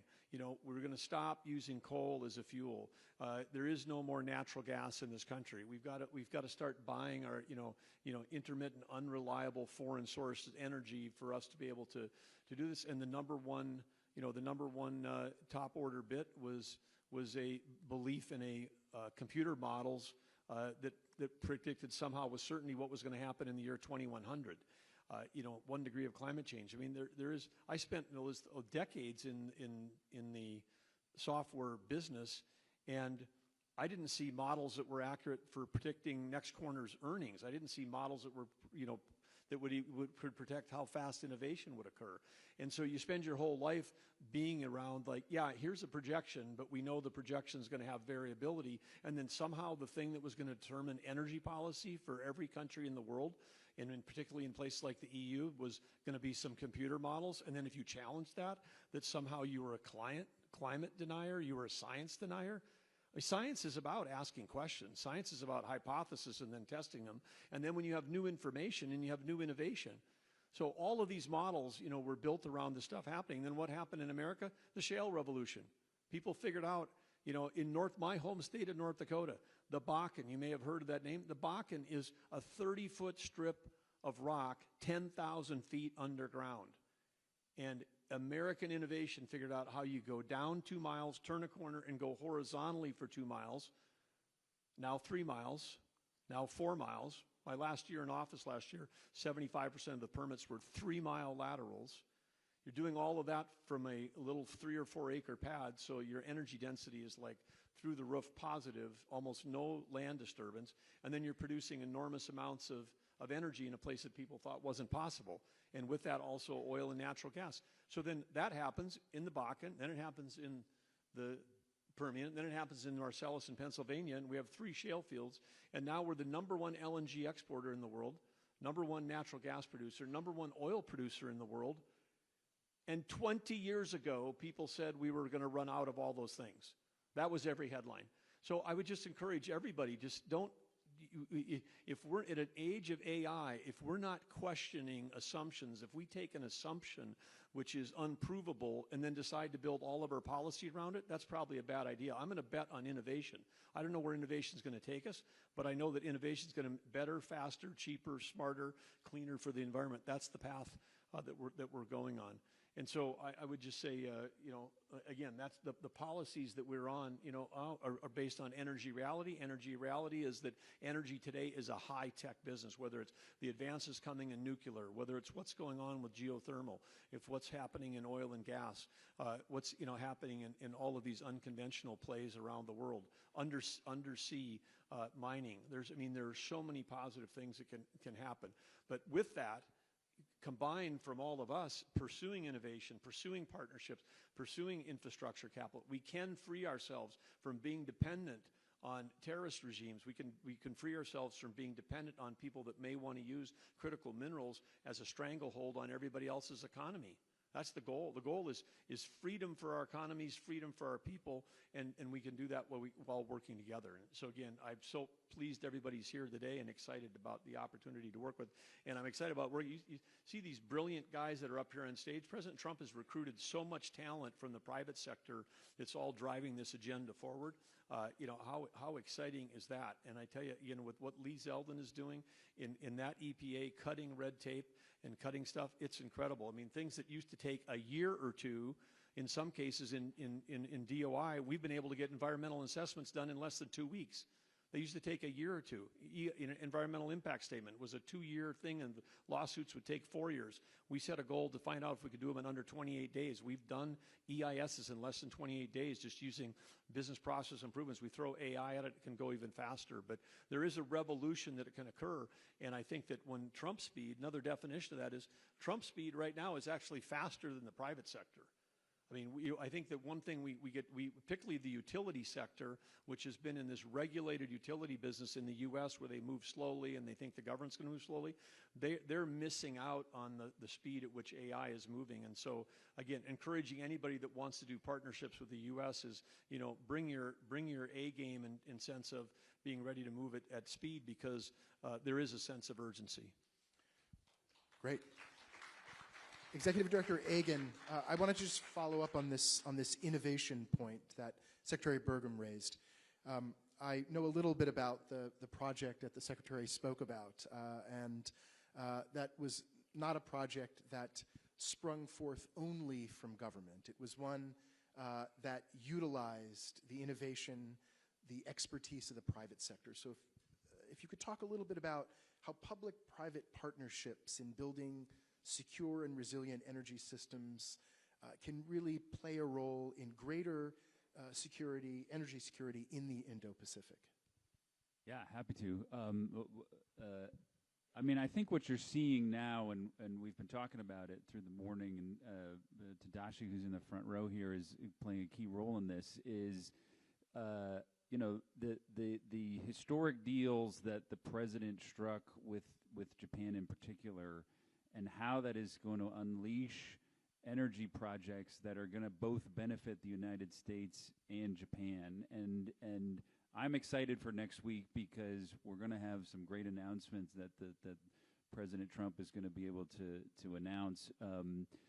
Because, again, we've talked about a lot.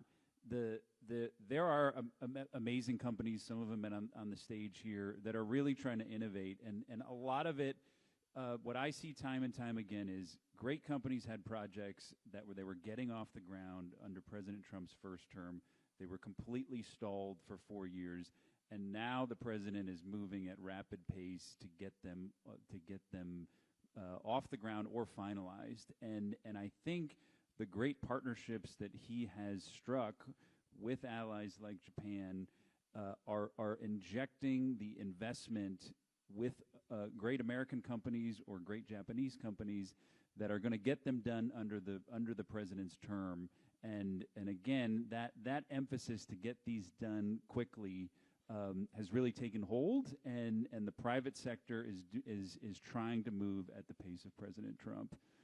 The one thing I'll say before I hand over the microphone, there's not a single meeting and speech that the president gives. If he sees Lee Zeldin in the room, he stops everything and he says, the most important man in the room today is Lee Zeldin. So he's not here, so I want to make that pitch. The president loves both of these guys, and every time he sees both of them, makes the point that drilling and energy production is at an all-time high thanks to Secretary Burgum, And the work that is being done at EPA is the most important work that can possibly be done. So you guys are lucky to have both of these guys here today. Excellent. That's great. Well, look, I want to extend my sincere thanks to all three of our panelists for those really great insights into America's energy goals and what American energy dominance and abundance means for our partners, our allies in the Indo-Pacific. I think it should be very, very clear to all of you that the United States is putting energy security front and center, and we are moving at Trump speed.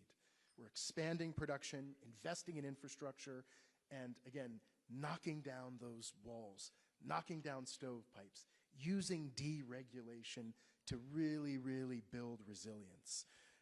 But we also know, and I think you heard this today, achieving energy security takes more than just one country. It requires robust supply chains, open energy markets, and above all, strong partnerships with our allies. So what is happening here today is critical. It is important. It is an urgency that is now. So thank you all so much. And again, thanks to our great panelists. And we'll move on. We're at time.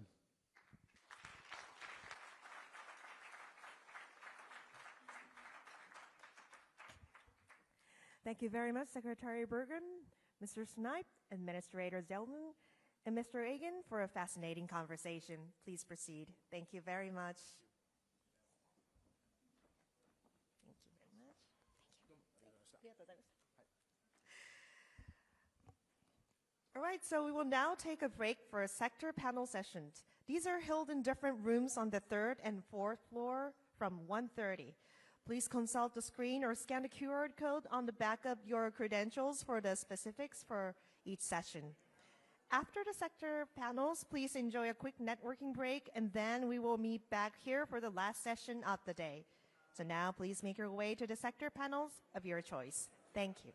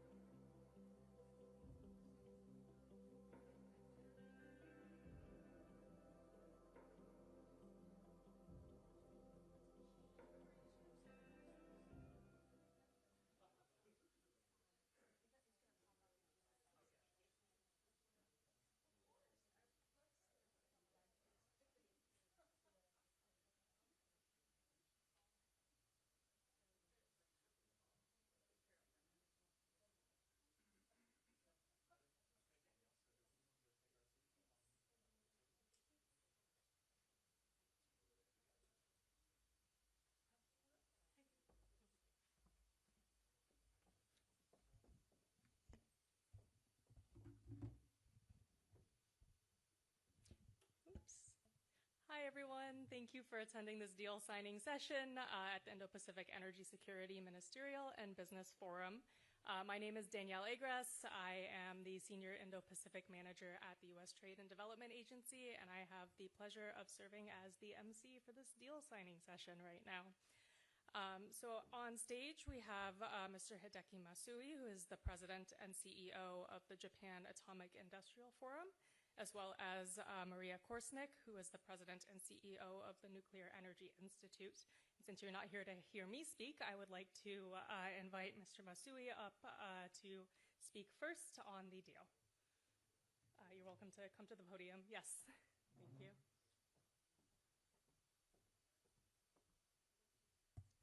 Okay, good afternoon, and thank you for coming. And it is my pleasure today. We are going to sign an MOU. And actually, our organization enjoyed a very long, good relationship. Also, it is very, very productive relationship. And yesterday, actually, I checked in the JIFE, my organization's archive, when we started our collaboration. It turned out it started in 1994. It's actually the year the NEI was established. So that means we have continued our close relationship more than 30 years. So when I heard this MOUs, I was quite surprised. There was no MOU before. I don't believe it, but still, there was a fact. But that means at the same time, so how naturally our cooperation and relationship will continue over the long time. So now today, with this MOU, we are going to have formalize our relationship. And one of the very particularly noteworthy thing about our MOU is that we have highlighted the cooperation in Indo-Pacific countries, so that means our meaningful activity in future. So I look forward to working and even more closely with you, Maria-san. Thank you very much.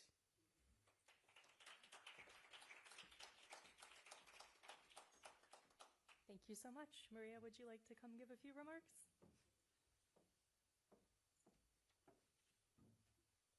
Well, thank you very much, and I agree with the statements that were just made. We have a long-standing and very productive relationship between NEI and JIFE.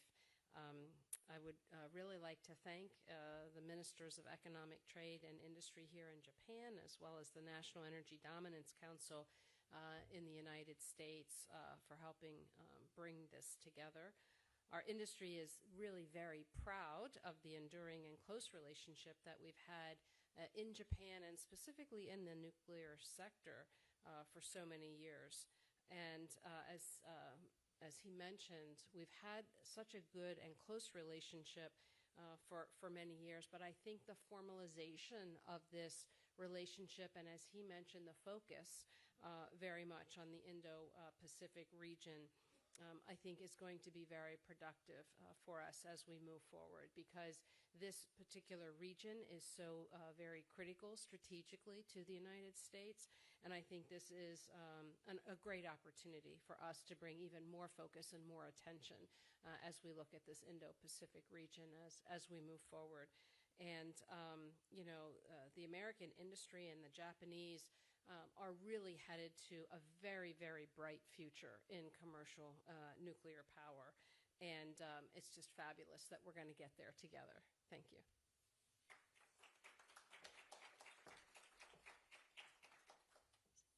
Thank you. So we'll now proceed to the deal signing. At this time, I'd like to invite the two witnesses to the stage to witness the signing. This would be Beth Urbanas, who is the Deputy Assistant Secretary for Nuclear Energy at the U.S. Department of Energy, as well as Satoru Yasuraoka, who is the Director for International Affairs of the Agency for Natural Resources and Energy at METI. Feel free to go ahead and sign the document, and once you're done signing, you're welcome to hold it up for a photo opportunity.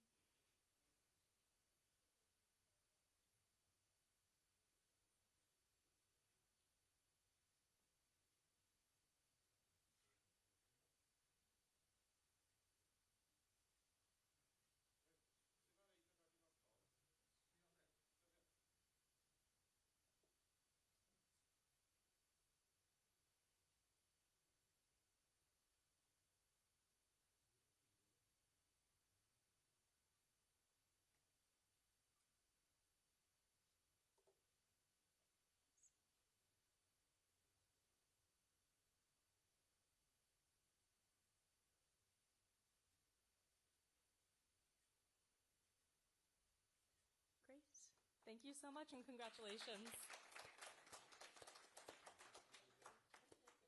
This will conclude this deal signing, but everyone is welcome to come back and join us at 3:20 for another exciting deal signing at that time. Thank you, everyone.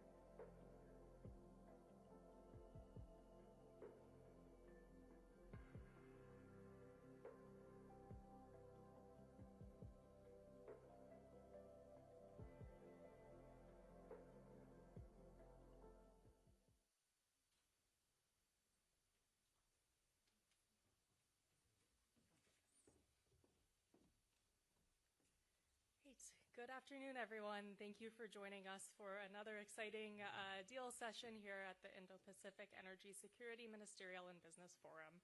My name is Danielle Agres. I will be emceeing this deal signing today. I am the Senior Indo-Pacific Manager with the U.S. Trade and Development Agency. Here to my left, we have Mr. James Manel, who is the CEO of METI, as well as Mr. Keisuke Tanabe, who is the General Manager of Hanwha. METI and Hanwha are here today to sign an MOU and plan to sign a definitive agreement in April with a combined value of over $500 million for the construction of a new production facility in the United States and long-term offtake agreements. The new facility, which is projected to start up in 2027, will use agricultural waste to produce more than 1 million megawatt hours of reliable electrical power in the United States and provide chemical and energy inputs for steel production, which will be exported by Hanwha for use in Japan. So at this time, we are ready to sign the deal, and I would like to call up the witness for the signing, Ms. Hinako Yoshida. Please feel free to go ahead and sign the deal. When you are finished, please hold up the agreements for a photo opportunity.